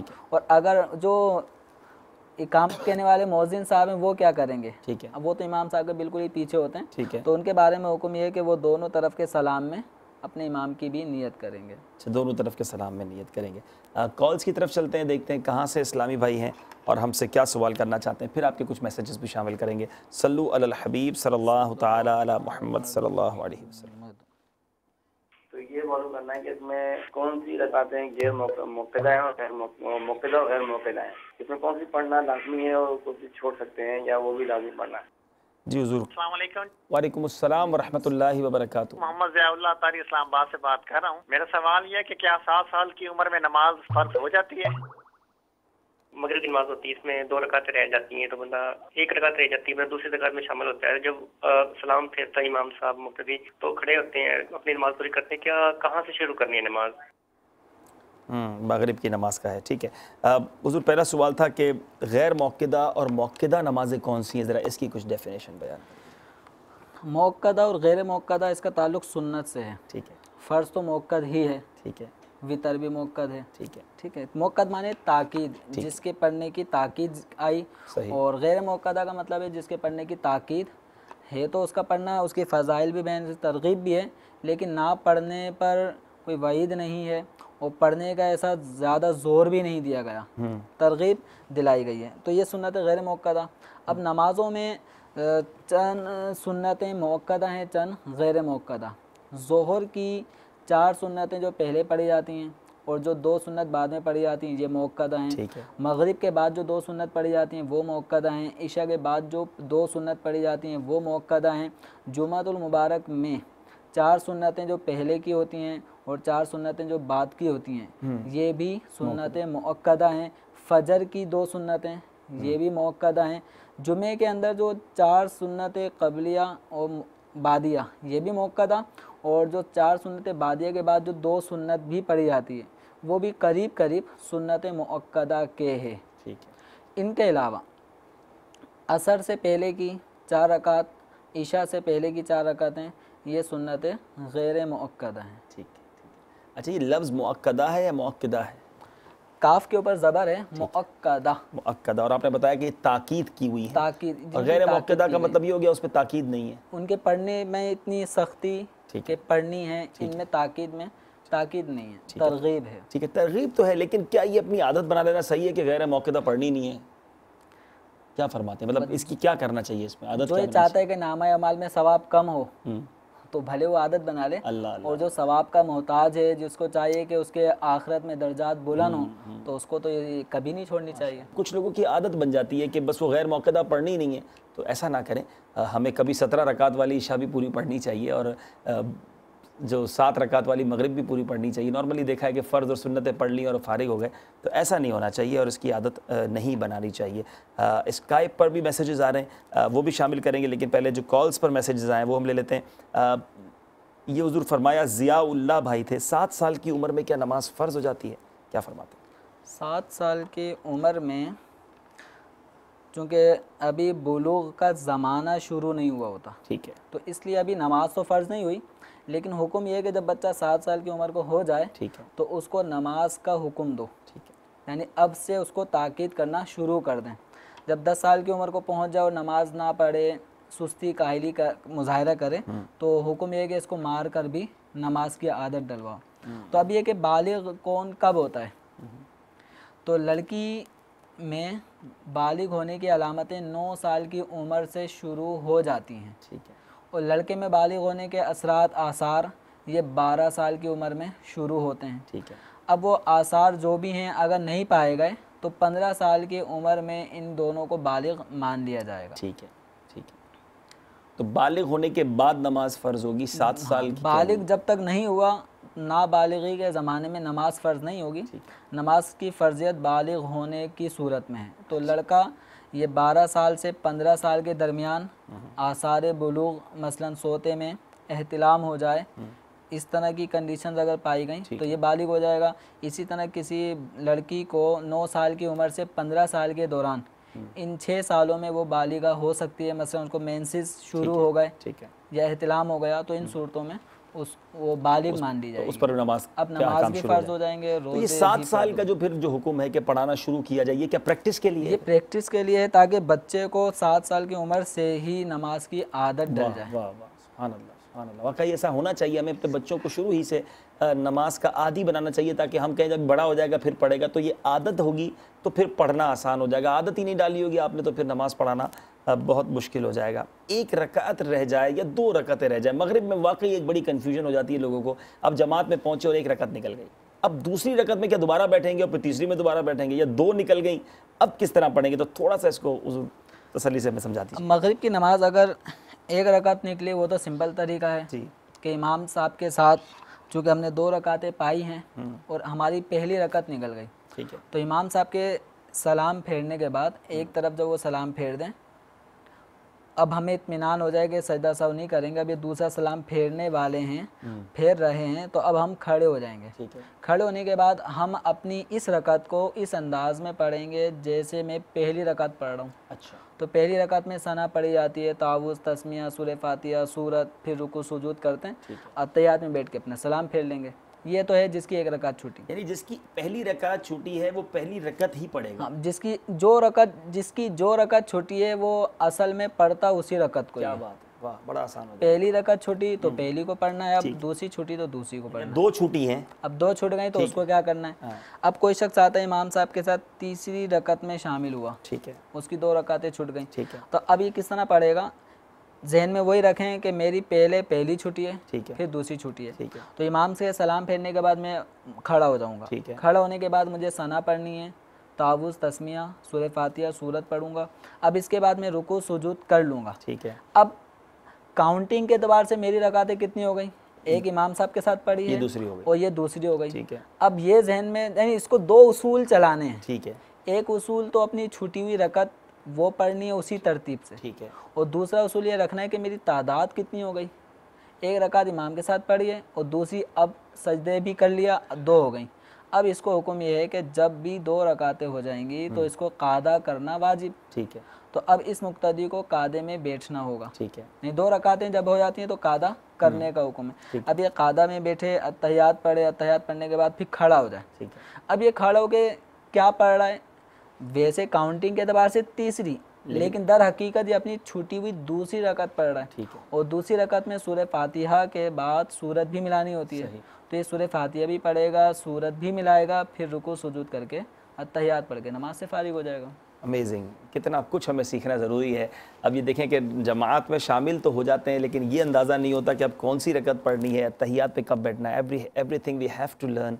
बहुत कुछ हमें सीखना है और माशाल्लाह सीखते चले जा रहे हैं। दारुल इफ्ता अहले सुन्नत के सिलसिले की यही खुसूसियत है, दुनिया भर में आप जहाँ कहीं हैं। आपके ज़हन में भी बहुत सारे सवाल होंगे नमाज के हवाले से। हमने शुरू ज़रूर नमाज के फ़राइज़ से किया था, लेकिन अब हमारा मौजू वसी हो चुका है। नमाज ही के मुतालिक बहुत सारे सवाल आ रहे हैं। हम आपके सवालात को वेलकम करेंगे, मरहबा कहेंगे और कोशिश करेंगे कि दारुल इफ्ता के इस्लाम भाई से जवाब भी लिया जाए। अभी नमाज के फ़राइज़ पर भी हमने आना है, तो हमारे साथ आप ज़रूर रहिएगा। स्काइप के ऊपर जो मैसेजेस हैं वो कुछ पढ़ लेते हैं। How is it kissing on thumb on hearing the blessed name of the holy prophet सल्लल्लाहु अलैहि वसल्लम? सरकार दो आलम सल्लल्लाहु अलैहि वसल्लम का नाम नामी सुनकर अंगूठों को चूमना, इस बारे में क्या फरमाते हैं? कुछ इरशाद फरमाइए। नबी करीम सल्लल्लाहु अलैहि वसल्लम का नाम नामी इसमें ग्रामी अगर अज़ान में कोई सुने तो ऐसी सूरत में मुस्तहब ये है कि अंगूठे चूम कर अपनी आँखों से लगाए। ये सैयदना सिद्दीक़ अकबर रज़ियल्लाहु ताला अन्हो से ये तरीका साबित है। सैयदना सिद्दीक़ अकबर रज़ियल्लाहु ताला अन्हो ने हुज़ूर अकरम सल्लल्लाहु ताला अलैहि वसल्लम को जब सरकार दो आलम सल्लल्लाहु ताला अलैहि वसल्लम का नाम नामी सुना तो आप रज़ियल्लाहु ताला अन्हो ने अपने अंगूठे चूमे थे। और ये फतावा शामी में भी इस अमल के इस्तेहबाब का बाकायदा सराहत की गई है कि नबी करीम सल्लल्लाहु ताला अलैहि वसल्लम का नामी इसमें गिरामी अगर कोई अजान में सुने तो मुस्तहब ये है कि शहादतैन में अंगूठे चूमकर अपनी आँखों से लगाए। ठीक। और इसमें ये फ़जीलत भी अहादीस में वारिद हुई है कि जो इस तरह हुज़ूर अकरम सल्लल्लाहु ताला अलैहि वसल्लम का नाम सुनकर अजान में अपने अंगूठे चूम के आँखों से लगाता है तो उसकी आँखें दुखेंगी नहीं। सुभान अल्लाह, सुभान अल्लाह। तो कितना प्यारा ही अमल है। तो ज़रूर सरकार दो आलम सल्लल्लाहु अलैहि वसल्लम का नामी जब सुने आँखों से लगाएं। सुभान अल्लाह। और ये बरकत वाली चीज़, और आपने सुन ली इसकी फजीलत भी। अरसलान भाई यूके से हैं। रीडिंग नमाज विद गैर महरम इन रूम, मतलब अगर कोई शख्स नमाज़ पढ़ रहा है और गैर महरम भी उसी कमरे में मौजूद है तो नमाज़ पढ़ना दुरुस्त है या नहीं? इस्लामी बहन नमाज़ पढ़ रही है या दोनों में से कोई भी अगर पढ़ रहा है, अगर मर्द पढ़ रहा है और ऐसी गैर महरम औरत भी उसी रूम में मौजूद है, या औरत पढ़ रही है और गैर जहाँ महरम तक ये है कि अगर जैसे मर्द नमाज़ पढ़ रहा है और कोई गैर महरम औरत वहाँ मौजूद है तो नमाज़ पढ़ने के एतबार से कोई फ़राइज़ या शराइत में तो कमी नहीं आई। ठीक है। जहाँ तक मामला नमाज की अदायगी का है वो तो अगर ये सही तरह अदा करेंगे तो नमाज हो जाएगी। ठीक है। रहा ये मामला कि मर्द और औरत का तन्हा एक रूम में होना, सही, ये एक अलग मैटर है। ठीक है। नबी करीम सल्लल्लाहु ताला अलैहि वसल्लम ने एक आदमी को एक गैर महरम अजनबी औरत के साथ तन्हाई से सख्ती के साथ मना फरमाया है। तो इसलिए मर्द और औरत का तन्हाई में जमा होना, एक रूम में जमा होना, ये नाजायज़ हराम रहा। जहाँ तक मामला नमाज का है तो अगर मर्द नमाज पढ़ रहा है तो इसके यूँ नमाज पढ़ने में नमाज इसकी हो जाएगी। ठीक है। इस्लामी बहन अगर कोई औरत है वो नमाज पढ़ती है और मर्द वहाँ अजनबी मौजूद है तो ऐसी सूरत में उनको भी उनके एहतियात, औरतों के रुकू सुजूद और उनके जो हैयत है इसके अंदर कुछ एहतियातें ज़्यादा होती हैं। इनके जिस्म के उभार वगैरह अजनबियों को नज़र ना आए, जब इनके सतर का भी बहुत ज़्यादा अहतमाम किया गया इनके जिस्म को छुपाने के हवाले से कि बाल भी नज़र ना आएँ, इनकी कलाइयाँ भी नज़र ना आएँ। तो इसलिए अजनबी आदमी की मौजूदगी में बेहतर ये कि नमाज ना पढ़ी जाए और सेपरेट मकाम पे जहाँ इसको अजनबी शख्स ना देखे। औरत को चाहिए उस मकाम पे नमाज़ पढ़े, क्योंकि बाज़ औक़ात जो रुकू सुजूद की हैयत ऐसी होती है जिसमें बद निगाही करने वाला अपने नफ्स को तस्कीन दे सकता है। अस्तग़फ़िरुल्लाह। तो बड़ा प्यारा जवाब मिल गया। और ये भी साथ साथ पता चला कि मर्द और औरत का जो ना महरम हो एक ऐसी जगह पर तन्हाई इख्तियार करना, ये भी कितना सख्त है। तो उम्मीद है कि इस पर भी हम गौर करेंगे कि बाज़ औक़ात ऐसे मामलात पेश आते हैं और उससे बिल्कुल बचना चाहिए, नाजायज़ और हराम हो जाता है। आगे एक और सवाल लेते हैं कि यूके से हैं इस्माइल अहमद। माशाल्लाह बहुत ही अच्छा टॉपिक चूज़ किया आपने, जज़ाकल्लाह। बच्चों की नमाज के बारे में कुछ फरमा दें कि बच्चों को नमाज सिखाने की क्या फ़जीलत है। मैंने एक बंदे को बोला कि आपकी बेटी माशाल्लाह 6 साल की हो गई हैं, आप इसे नमाज सिखाएं, तो उन्होंने बोला कि बच्ची अभी कुरान पढ़ रही है और नमाज सिखाने से कंफ्यूज हो जाएगी। मेरा दिल इस जवाब को नहीं मानता, मगर आप प्लीज़ बता दें, जज़ाकल्लाह खैर। जी हुज़ूर, 6 साल की बच्ची को नमाज पढ़ाने की, उसको सिखाना ज़रूरी है या पहले कुरान पाक सिखाया जाए? अब तो इस बारे में कोई ख़ास ऐसी फ़जीलत तो मालूम नहीं है कि बच्ची या बच्चे को नमाज सिखाई तो ख़ास इसके बारे में। अलबत्ता यह है कि जब कोई शख्स किसी को दीन की बात बताता है, समझाता है, जिसके ज़रिए उसकी इस्लाह होगी, वो अमल करेगा, तो जब तक वो अमल करता रहेगा सिखाने वाले को उसका सवाब मिलता रहेगा। तो जिसने बच्चे को या बच्ची को या इसी तरह किसी भी शख्स को नमाज सिखाई, जैसे मदनी काफ़िलों में नमाज के प्रैक्टिकल करवाया जाता है, नमाज सिखाई जाती है, तो सिखाने वाले का एक तो सिखाने का ये सवाब, सिखाने का ये अमल ये बाइस सवाब, फिर सीखने वाले इसके मुताबिक जो नमाज़ें पढ़ेंगे तो उनका सवाब भी सिखाने वाले को मिलेगा। तो ये बच्चे या बच्ची को जो नमाज सिखा रहा है, तो बच्चा या बच्ची जब तादम हयात जब तक नमाज़ पढ़ता रहेगा सही तरीके से, तो इंशाल्लाह इसको सवाब मिलेगा। अब रहा ये मामला जो इसमें कहा गया कि बच्ची को जब नमाज़ सिखाने से मुतालिक कहा गया तो ये जवाब दिया गया, ये कंफ्यूज हो जाएगी। तो ये जवाब जिस तरह उन्हें इत्मीनान नहीं दिला रहा, तो हमें भी इत्मीनान इस जवाब से हासिल नहीं हो रहा कि बच्ची कंफ्यूज क्यों होगी। ठीक है, हम बच्चियों को या बच्चों को ABCD सिखाते रहते हैं और ना जाने क्या क्या उनको नज़में, पोएम्स वगैरह याद हो जाती हैं, उसमें वो कंफ्यूज नहीं होते। सही, नमाज सिखाने में कंफ्यूज किस तरह होंगे? अच्छे अंदाज से सिखाया जाए तो सब कुछ हो सकता है। माशाल्लाह कुरान पाक सिखाई रहे हैं तो माशाल्लाह वही कुरान तो नमाज में पढ़ाना है, तो अच्छे अंदाज से सिखाएं। और जो भाई जिन्होंने उनकी बच्ची के बारे में बात की, उनका भी अंदाज़ अच्छा होना चाहिए। बाज़ औक़ात हम बात बड़ी अच्छी कर रहे होते हैं, अंदाज़ गलत होता है, और गलत अंदाज़ अच्छी बात को भी ख़राब कर देता है। आपका पॉइंट बड़ा वैलिड होता है, आप बात बड़ी प्यारी कर रहे होते हैं और वो बात समझ आनी चाहिए, लेकिन अंदाज़ इतना बुरा होता है कि अच्छी खासी बात का जो है ना वो मतलब वो बात ही अजीब व गरीब बन जाती है। तो प्लीज़ ये बड़ा अहम मदनी फूल है, ये सीखें आप, हमें भी सीखना चाहिए। मैं भी दुआ करता हूँ मैं भी सीख जाऊँ कि बात अच्छी हो, अंदाज़ भी अच्छा हो। अगर अच्छी बात और अच्छा अंदाज़ आपको मिल जाए ना, फिर देखें बात कैसे दिल में उतर जाती है। तो अल्लाह करे हमें इस सलीका सीख जाएँ हम, तो इंशाल्लाह नेकी की दावत देना बड़ा आसान हो जाएगा। मिसाल के तौर पे अगर आप किसी को नेक बनाना चाहते हैं, किसी को नमाज़ पढ़ाना चाहते हैं और उसको डांट कर पढ़ाएंगे, उसे झाड़ कर पढ़ाएंगे, हाँ वालिदैन की बात और है अगर वो किसी वजह से सख्ती करना चाहें, लेकिन आप डांट कर जलील करके आप नमाज़ नहीं पढ़ते, आपको एहसास होना चाहिए नमाज का टाइम हो गया, बाहर खड़े, इस तरह कहकर आप किसी को नमाजी नहीं बना सकते। बड़े प्यारे अंदाज में, मीठे अंदाज में आप दावत दें, अल्लाह आपको सलामत रखे, अल्लाह खुश रखे, नमाज का वक्त हो गया है, तशरीफ़ ले चले मस्जिद की तरफ, इंशाल्लाह मैं भी नमाज के लिए जा रहा हूँ, थोड़ी देर लगेगी। तो चंद मीठे बोल, चंद मीठी बातें किसी को नमाजी बना देंगे और आपकी चंद ऐसी सख्त जुमले, तेज़ निगाहें किसी को मस्जिद से सदा के लिए दूर कर सकते हैं। तो याद रखें, नेकी की दावत देने वाले बिलखुसूस बड़े नरम दिल होने चाहिए, बड़े खुश मिजाज होने चाहिए। तो अच्छी बात अच्छे तरीके से, इंशाअल्लाह इसकी बरकतें आप ज़रूर देखेंगे। आपकी कॉल्स बहुत सारी जमा हो गई, मुझे बताया जा रहा है। चलते हैं कुछ कॉल्स लेते हैं और देखते हैं कहाँ से इस्लाम भाई हमसे क्या पूछना चाहते हैं। सल्लु अलल हबीब सल्लल्लाहु तआला अला मुहम्मद सल्लल्लाहु अलैहि वसल्लम। अस्सलाम वालेकुम। वालेकुम अस्सलाम व रहमतुल्लाहि व बरकातहू। मैं मोहम्मद जावेद बात कर रहा हूँ कराची से। मुझे ये सवाल करना है दावत स्टाफ के मेंबरान से कि जिस तरीके से हम ज़ोहर की 12 रकातें पढ़ते हैं, अक्सर लोगों से मैंने सुना है कि 4 फ़र्ज़ के बाद 2 सुन्नत 2 नफिल पढ़ लें, या कि इशा की नमाज के अंदर 17 रकातें होती हैं, अक्सर लोग 4 फ़र्ज़ पढ़ते हैं, 2 सुन्नत पढ़ते हैं और 3 वितर पढ़ते हैं। क्या ये जायज़ है? इसके बारे में मुझे मालूमात चाहिए इंशाअल्लाह। मोहम्मद वकास बाबुल मदीना कराची से बात कर रहा हूँ। मेरा सवाल ये है कि सुन्नत मौक़िदा में तीसरी रकात में हम सना नहीं पढ़ेंगे तो अलहम शरीफ के बाद तिलावत कुरान करेंगे, यानी वो सूरत पढ़ेंगे या नहीं? और सुन्नत गैर मौक़िदा में हम तीसरी रकात में सना पढ़ेंगे, अलहम्दु शरीफ पढ़ेंगे, तो उसके बाद कोई सूरत पढ़ेंगे या नहीं? दूसरा सवाल मेरा ये है कि अगर हम फ़र्ज़ नमाज में इमाम साहब के पीछे नियत करते हैं, मिसाल हमारी एक रकात निकल गई, दूसरी रकात में हम शरीक हो गए, अत्तहियात के बाद जब चौथी रकात में अत्तहियात में बैठेंगे तो क्या हम अत्तहियात के बाद दुरूद शरीफ और दुआ पढ़ेंगे या सिर्फ अत्तहियात पढ़ेंगे? हम चौथी रकात पूरी करने के बाद अत्तहियात, दुरूद शरीफ और सलाम और दुआ पढ़ेंगे। मेरा नाम सैयद इस्माइल है, मैं यूएई से बात कर रहा हूँ, फरफखान जी। मेरे को 5 टाइम की नमाज जो पढ़ते हैं ना, जब फजर की नमाज पढ़ते हैं तो 2 रकात फ़र्ज होती हैं, 2 रकात सुन्नत होती हैं, तो हर नमाज के सुन्नत के और फ़र्ज के बारे में मालूम करने का था।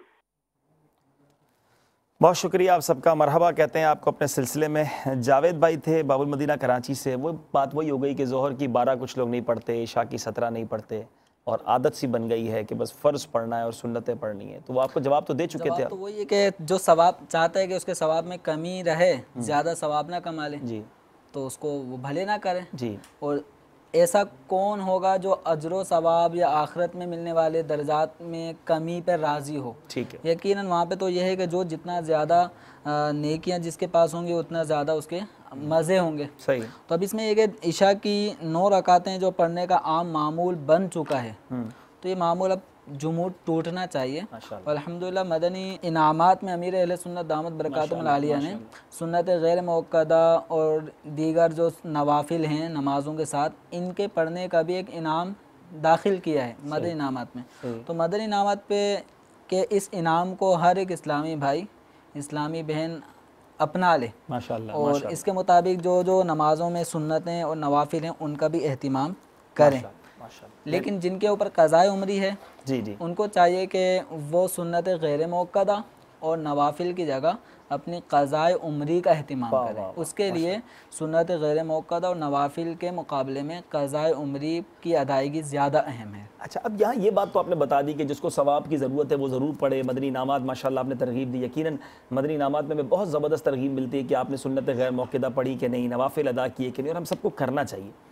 लेकिन अगर कोई नहीं करता तो उसको क्रिटिसाइज़ करना, उसके बारे में बातें बनाना, देखो ये तो सुन्नत गैर मौक़िदा पढ़ता ही नहीं है, इसने तो जनाब 4 2 3 ही पढ़नी है इशा की, 3 2 ही पढ़नी है मगरिब की। तो अब उसका ना करना उसको गुनाहगार तो शायद नहीं करेगा क्योंकि ये फ़र्ज़ वाजिब नहीं था, लेकिन हमारा बदगुमानी करना, हमारा इस तरह की उसके बारे में बातें बनाना हमें गुनाहगार नहीं कर देगा। इसमें यूँ समझ लें, जो किसी मुस्तहब काम का तर्क करे ना, तो जिसको एक उसूल है कि तर्क मुस्तहब से कराहत भी लाजिम नहीं आती। अच्छा, ठीक है। तो अब अगर कोई आदमी एक मुस्तहब काम पे अमल नहीं कर रहा तो हम उसको मलामत नहीं कर सकते। जब शरीयत मुतहरा ने मुस्तहब बात के तारिक को मलामत नहीं किया जी, तो हम और आप क्या होते हैं? सही, हम मलामत नहीं कर सकते। हाँ, जिस तरह अमीर अहले सुन्नत दामत बरकातुहुल आलिया ने तरगीब दिलाई है, तो हम ऐसे इस्लामी भाई या ऐसी इस्लामी बहनें जो सुन्नत गैर मुक्कदा नवाफिल नहीं पढ़ते, हम इनको तरगीब, इसके फ़ज़ाइल वगैरह बयान करेंगे ताकि इनका जहन बने। सही, ये नहीं कि हम उनको डांट डपट शुरू कर दें, तो डांट डपट इस मामले में हम नहीं कर सकते। सही सही। अच्छा हुजूर, एक और सवाल ये था कि अब्दुल कुद्दूस भाई थे, नमाज में अगर कोई मिसवाक करता है तो इस बारे में क्या इरशाद फरमाते हैं? नमाज के दौरान मिसवाक करना, अब ये अमल कैसा है? अब यूँ तसव्वुर करें कि मेरे हाथ में मिसवाक है, ठीक है, और मैं नमाज में हूँ और मिसवाक कर रहा हूँ। सही। आप मेरे इस अमल को मुझे देखते वक्त आप क्या समझेंगे कि मैं आया नमाज पढ़ रहा हूँ या नमाज से पहले की तैयारी कर रहे हैं? नमाज की तैयारी कर रहा हूँ, ठीक है। तो देखने वाला जब मेरे इस अमल को देखेगा कि मैं नमाज में मिसवाक कर रहा हूँ, तो इस कंडीशन में उसका ज़न्ने गालिब यही होगा कि मैं नमाज नहीं पढ़ रहा। ठीक है। तो अब ये उसूल जहन में बिठा लें कि नमाजी का ऐसा काम, नमाज पढ़ते हुए ऐसा काम करना कि इस काम को अगर कोई शख्स देखे तो वो उसको नमाज में गुमान ना करे, ठीक है, ज़न्ने गालिब उसका यही बने कि ये नमाज नहीं पढ़ रहा। तो इस सूरत में इस अमल से नमाज टूट जाती है। तो यकीनन मिसवाक करना नमाज में एक ऐसा अमल है कि जिसको देखने वाला यही समझेगा नमाज नहीं पढ़ रहा, तो नमाज में मिसवाक करने से नमाज टूट जाएगी। ठीक है, उम्मीद है कि ये भी जवाब मिल गया होगा। वकास भाई, आपने बाबुल मदीना से कॉल किया, मरहबा कहते हैं, लेकिन आपके सवाल की बड़ी तफसीली वजाहत थोड़ी देर पहले हुई। हो सकता है आपने रिकॉर्ड पहले करवाया होगा कि सुन्नत गैर मौक़िदा में तिलावत कब करनी है, तहियात में दूसरी रकत में क्या होगा, चौथी रकत में क्या होगा। उम्मीद है आपको इसका जवाब मिल गया होगा। सैयद इस्माइल भाई थे UAE से, फजर में जिस तरह 2 सुन्नतें और 2 फ़र्ज़ हैं, इस तरह तमाम नमाज़ों की सुन्नतें और फ़र्ज़ बयान कर दी जाए। इससे गुज़श्ता जो सवाल था इनका, एक जो जिसमें कुछ नया है, जी मसबूक के बारे में। जी फरमा दीजिए। इनका ये था कि अगर कोई शख्स इमाम की दूसरी तीसरी रकात में शामिल हुआ और इमाम साहब चौथी रकात पढ़ रहे हैं, तो अब ये सिर्फ अत्तहियात पढ़ेगा, ये इसको दुरूद शरीफ वगैरह भी पढ़ने होंगे। ठीक है। तो इस सूरत में हुक्म ये कि अगर जैसे मसबूक जिसकी कुछ रकातें निकल गई, वो इमाम के साथ दूसरी तीसरी या चौथी किसी भी रकात में आया, इमाम साहब जब चौथी रकात में बैठ के अत्तहियात पढ़ते हैं, अत्तहियात के बाद दुरूद शरीफ दुआ पढ़ेंगे। इस मसबूक को ये करना है कि अत्तहियात धीरे धीरे पढ़े, स्लो स्टाइल में पढ़ता जाए, यहाँ तक कि इमाम के सलाम फेरने तक ख़त्म हो। ठीक है। और अगर इसने जल्दी पढ़ के फारिग हो गया, अभी अत्तहियात पढ़ के, अब क्या करेगा? तो अब इसके लिए बेहतर ये है कि अशहदु अल्ला इलाहा इल्लल्लाह व अशहदु अन्ना मुहम्मदन अब्दुहु व रसूलु का तकरार करता रहे। ठीक है। खामोश रहा तो खामोश रहना भी जायज़ है, यानी चाहे तो खामोश रहे। बेहतर तरीका वो है कि अत्तहियात पढ़ने का अमल थोड़ा धीरा धीरा हो। ठीक है, ठीक है। जो UAE से सवाल था हुजूर, फ़राइज़ और सुन्नतें बयान कर दी जाएँ पाँचों नमाज़ों। पाँचों नमाज़ों में जो सुन्नतें हैं, फ़जर में 2 फ़र्ज़ हैं और 2 सुन्नत। सुन्नत फ़जर से फ़र्ज़ों से पहले पढ़ी जाती है और ये सुन्नत मौक़दा है, ये सुन्नत मौक़दा भी है। और ज़ोहर के अंदर 4 सुन्नतें पहले पढ़ी जाती हैं जी, ये मौक़दा हैं। ठीक है।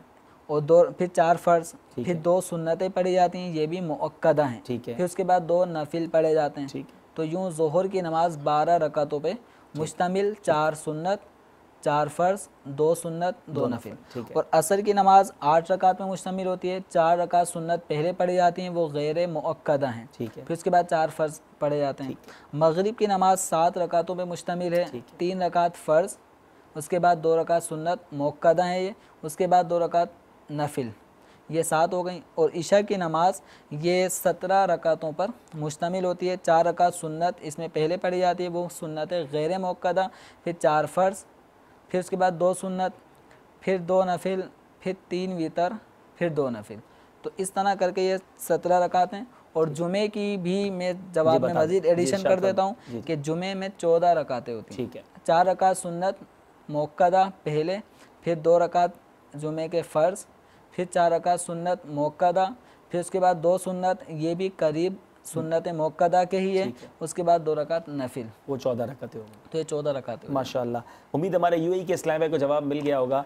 स्काइप पर भी बहुत सारे मैसेज आए हैं मक्का मुकर्रमा से। अल्हम्दुलिल्लाह एक इस्लाम भाई का मैसेज है, आपके क्या हाल हैं? अल्हम्दुलिल्लाह रब्बिल आलमीन, आपको अल्लाह ताला हमेशा खुश रखे, आमीन। बहुत शुक्रिया, आपने दुआओं से नवाजा। मैं मक्का मुकर्रमा से हूँ। मेरा सवाल ये है कि नमाज ना पढ़ने से सिर्फ फ़र्ज़ पढ़ लेना बेहतर है, इसकी वजाहत फरमा दीजिए। ये कोई नमाज ही नहीं पढ़ता, कहता चलो कम से कम फ़र्ज़ ही पढ़ लो, सुन्नतें वाजिबात छोड़ दे, तो यह क्या उसको हम ये कहेंगे वो बेहतर है?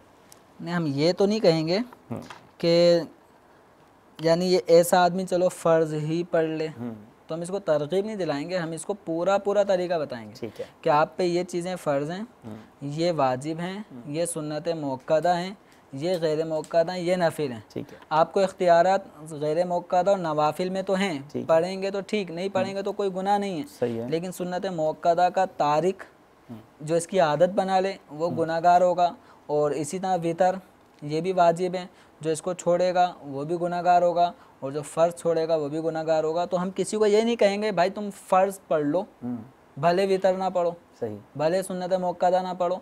हम कौन होते हैं सही, जो इसको इख्तियारात देने वाले कि तुम ये ना करो वो ना करो? जो शरीयत ने जितना इख्तियार मुझे दिया है उतना ही उसको दिया है, हम मज़ीद उसको इख्तियारात बढ़ा नहीं सकते। ठीक है, हम उसको पूरा बता दें। अब वो सिर्फ फ़र्ज़ पढ़ता है तो वो उसकी मर्जी है, लेकिन उसको बताया पूरा जाए, बताया पूरा जाए, और ये ना कहा जाए चलो कम से कम फ़र्ज़ पढ़ लो, तो फिर वो वितर वगैरह सब चीज़ें छोड़ देगा। इस तरह हम नहीं कह सकते ना। माशाल्लाह इसमें अमीर अहले सुन्नत ने एक बार मदनी मुज़ाकरे में बड़ा प्यारा मदनी फूल दिया। नॉर्मली किसी जगह जाते हैं तो म्यूज़िक बज रहा होता है, तो अब म्यूज़िक बज रहा है तो जो मजहबी ज़हन वाले हो तो क्या कहते हैं, भाई थोड़ी आवाज़ कम कर देना। अब बड़ा प्यारी तवज्जो दिला अमीर अहले सुन्नत ने कि इसका मतलब आपने उसको इजाज़त दी कि म्यूज़िक भले बजाओ, थोड़ी आवाज़ कम कर दो, तो ये तो गुनाह पर इजाज़त देना हुआ। आप उसे कहें म्यूज़िक बंद कर दो, प्यार से कहें, अब वो आवाज़ कम कर दे तो अब वो उसकी मर्जी है, लेकिन आपकी तरफ से तो ये इजाज़त ना हो ना कि भाई आप म्यूज़िक थोड़ा सा कम कर दे, इसका मतलब आप कम आवाज़ में चलाते रहें। तो ये वही बात आ गई कि हम कैसे कहते हैं कि भाई आप सिर्फ फ़र्ज़ पढ़ लें। तो तवज्जो होनी चाहिए कि हमारी तरफ से इस तरह का कोई जुमला ना हो, हम पूरी बात बताएं और उसकी फजीलत बताएं। इंशाअल्लाह अल्लाह ने चाहा वो पूरी नमाज़ पढ़ने वाले बन जाएंगे। नमाज तहज्जुद का वक्त और तरीका बता दें हुज़ूर, ये भी एक मैसेज आया हुआ है। नमाज तहज्जुद इशा की नमाज जो अदा कर ले फ़र्ज़, तो अब उसके बाद अगर वो सो जाता है, अब जब भी उसकी आँख खुले सुबह सादिक से पहले तो ये तहज्जुद की नमाज़ पढ़ सकता है। ठीक है। अब ये सोने की कोई लिमिट नहीं है कि कितने घंटे मिनट वो सोएगा तो तहज्जुद पढ़ेगा। अगर कोई इशा के फ़र्ज़ पढ़ने के बाद आधे घंटे भी नींद कर लेता है, या कोई ऐसा है जो बैठे बैठे भी जिसको ऊँग आ जाती है, इशा के फ़र्ज़ अदा करने के बाद कोई बैठे बैठे भी सो गया, तो उसके लिए तहज्जुद का वक्त शुरू हो गया। वाह। और तहज्जुद का वक्त हर शख्स के अपने एतबार से जब चाहे शुरू करवा ले। ठीक है। इशा पढ़ चुका हो और उसके बाद कुछ देर वो सो लिया हो कम से कम, तो अब वो इशा बस थोड़ी देर के लिए भी अगर वो उसको आँख लग गई, नींद आ गई, तो उसके लिए तहज्जुद का वक्त शुरू। अब जब वो बेदार हुआ तो वो जब चाहे तहज्जुद की नमाज़ पढ़ सकता है। और तहज्जुद का वक्त सुबह सादिक तक होता है। जब फजर का वक्त शुरू होता है तो तहज्जुद का वक्त ख़त्म हो जाता है। तहज्जुद में कम से कम 2 रकातें हैं और ज़्यादा से ज़्यादा 8 रकातें हैं, तो 2-2 रकातें करके 8 रकातें माशाल्लाह ज़रूर पढ़ें। तहज्जुद और बाबरकत नमाज है माशाल्लाह, दुआओं की कबूलियत का वक्त है, नफल नमाज में सबसे अफजल है हुज़ूर। जी जी माशाल्लाह माशाल्लाह, तो ज़रूर पढ़नी चाहिए। अल्लाह ताला हमें तौफीक दे। जर्मनी से एक मैसेज है, अस्सलामु अलैकुम। वालेकुम अस्सलाम। मैं जर्मनी से सवाल कर रहा हूँ, मेरे घर के करीब मस्जिद नहीं है, तो मैं जमात का सवाब कैसे हासिल कर सकता हूँ? अब्दुल रऊफ़ अत्तारी, क्या फरमाते हो? घर के करीब मस्जिद नहीं है तो जमात का सवाब कैसे मिलेगा? घर के करीब बिल्कुल मस्जिद नहीं है, क्यों? वहाँ कई किलोमीटर्स तक बाज़ औक़ात ऐसे इलाके होते हैं जहाँ मस्जिदें नहीं होती, तो उसमें ये कर लें कि अपने 2 मुसलमान 3 मुसलमान जितने भी हों, तो मुसलमानों को चाहिए कि ये जमात का एहतिमाम माशाल्लाह माशाल्लाह, कोशिश ऐसी करें कि किसी जगह को मस्जिद के लिए वो मुख्तस कर लें, मस्जिद बनाने की कोशिश करें। अगर मस्जिद बनाना उनके हक़ में उनके लिए मुमकिन हो तो मस्जिद बनाएं, ताकि मुसलमान बग़ैर जमात के नमाज़ ना पढ़ें। जमात के साथ नमाज़ पढ़ना ये शरीयत को मतलूब है। वरकऊ मार राकिईन, रुकू करने वालों के साथ रुकू करो। इसमें जमात की तरफ भी इशारा है कि जमात के साथ नमाज़ पढ़ें। तो मुसलमानों को चाहिए कि अकेले अकेले नमाज़ पढ़ते रहेंगे तो इससे वो एक इज्तिमाइयत जब ख़त्म हो जाती है तो फिर शैतान हावी हो जाता है। तो इसलिए एक टाइम मुकर्रर हो और औकात सलात वगैरह के एतबार से कब वक्त शुरू होता है कब ख़त्म होता है। फिर मज़ीद है कि कोई जामे शराइत, कोई नमाज की सलाहियत रखते हों, अहलियत रखते हों, ऐसे इस्लामी भाई नमाज के लिए मुंतखब करें, मुकर्रर करें। जमात के बगैर कोई नमाज ना पढ़े, कोशिश यही हो। अलबत्ता को कोई ऐसा इमामत के लायक कोई नहीं मिलता तो फिर अपनी तन्हा नमाज पढ़ें। कुरान ऐसी कम अज़ कम होनी चाहिए कि जमात से नमाज अगर मुझे मिलती तो ज़रूर पढ़ता। तो इंशाल्लाह उम्मीद है कि इस कुरान पे अल्लाह तबारक व तआला इनको अजर व सवाब अता फरमाए। यहाँ एक और बात मेरे प्यारे इस्लामी, जर्मनी के इस्लामी भाई ने वाकई दिल के तार छेड़ दिए। ये जर्मनी में है और इन्हें ख्याल है कि मैं मस्जिद नहीं है, जमात का सवाब कैसे पाऊँ, और हम मस्जिद के करीब रहते हैं। पाकिस्तान, हिंदुस्तान, बांग्लादेश के लोग सोचें, वाकई ये बड़ी नेमत है। यकीन करें, बैरून मुल्क जाएं आप तो आपको पता चलेगा 25-25 किलोमीटर, 30-30 किलोमीटर लोग ट्रैवल करके नमाज़ पढ़ने पहुंचते हैं, और हमारे घर के बराबर में मौज़िन सदा लगा रहा होता है। हमें मस्जिद जाने का टाइम नहीं होता। वो जर्मनी से पूछ रहे हैं कि मैं मस्जिद नहीं है करीब, जमात का सवाब कैसे पाऊँ, और हमारे घर के करीब मस्जिद है, ऑफिस के करीब मस्जिद है, जमात हो रही है, मगर हमारे पास वक्त नहीं है। यूके वाले भी सोचें, बहुत मस्जिदें हैं यूके के अंदर। जिन मुल्कों में मस्जिद, आपके घर के करीब मस्जिद है और आपके ऑफिस के करीब मस्जिद है, जमात आप नहीं पढ़ते, इस बारे में ज़रूर गौर कीजिएगा। ये वाकई हमें एक मैसेज है, इस मैसेज के अंदर बहुत मैसेज है। मुझे एक वाक़या याद आया कि हमारे एक दोस्त थे, उनके मामू अमेरिका से आए थे। वो बताते हैं कि अभी ज़ोहर पढ़ के आते और हर थोड़ी देर बाद पूछते, बेटा अभी क्या टाइम हुआ है, क्या टाइम हुआ है, असर कितने बजे, और अभी असर की अजान में आधा घंटा बाकी होता तो वज़ू करने लग जाते। कहते हैं मामू अभी तो अजान भी नहीं हुई। कह रहे हैं नहीं बस मुझे जाना है। 2-3 बार इसी तरह हुआ तो उन्होंने कहा मामू इतनी जल्दी क्यों करते हैं? तो कहते बेटा तुम्हें क्या पता मस्जिद क्या होती है, हमारे तो कान तरसते हैं अजानों के लिए। आप कितने खुशनसीब हो, आपके घर के बराबर मस्जिद, वो अजान से पहले मस्जिद में पहुँच जाते हैं। अब आप सोचें, जिसके पास नहीं है उसे कदर है, हमारे पास है, ये बहुत बड़ी अल्लाह की नेमत है। अहादीस किराम में ये मफ़हूम मिलता है कि ज़मीन पर सबसे बेहतरीन टुकड़ा जो है अल्लाह की बारगाह में जो मकबूल है वो मस्जिद है। अगर आपके घर के करीब ये टुकड़ा है, ये मस्जिद, ये बेहतरीन जगह मौजूद है, तो वक्त गुजारिए मस्जिद में। सुभान अल्लाह, जहाँ दावत इस्लामी वालों ने मस्जिदें बनाई हैं वहाँ तो माशाल्लाह फिर दर्स व बयान, सिलसिले, काफ़िले, कितनी सारी चीज़ें होती हैं। तो मस्जिदों में जाया करें। और मदनी काफ़िले के अंदर क्या होता है, हम 3 दिन मस्जिद में ही तो ठहरते हैं, अल्लाह के घर में ठहरते हैं। तो ये नीयत कीजिए अपने आप। ये ईमान के तकाज़ों में से एक तकाज़ा है। रिवायतों में ये भी मफ़हूम मिलता है, किसी को चेक करना हो उसके ईमान की जो मिकदार है और उसका ईमान कितना मजबूत हो, तो देख लो मस्जिद से उसका ताल्लुक़ कैसा है। हमारा ताल्लुक़ है ऐसा मस्जिद से, ज़रूर गौर कीजिए। अगर नहीं है तो मस्जिद से ताल्लुक़ होना चाहिए, मस्जिद से मोहब्बत होनी चाहिए। कॉल्स की तरफ चलते हैं, देखते कहाँ से इस्लामी भाई हमसे क्या पूछना चाहते हैं। सल्लु अलल हबीब सल्लल्लाहु तआला अला मुहम्मद सल्लल्लाहु अलैहि वसल्लम। अस्सलामु अलैकुम रहमतुल्लाहि व बरकातुहू। वालेकुम अस्सलाम व रहमतुल्लाहि व बरकातुहू। जी हज़ूर, मेरा नाम मोहम्मद हसन अतारी है, सरदाराबाद से अर्ज़ कर रहा हूँ। माशाल्लाह आपका यह सिलसिला बहुत ही प्यारा है। बहुत कुछ नमाज के मुतल्लिक जो हमें अभी इतनी बड़ी उम्र में भी आके कुछ ऐसी चीज़ें सीखने को मिलती है जिनका हमें पता ही नहीं था।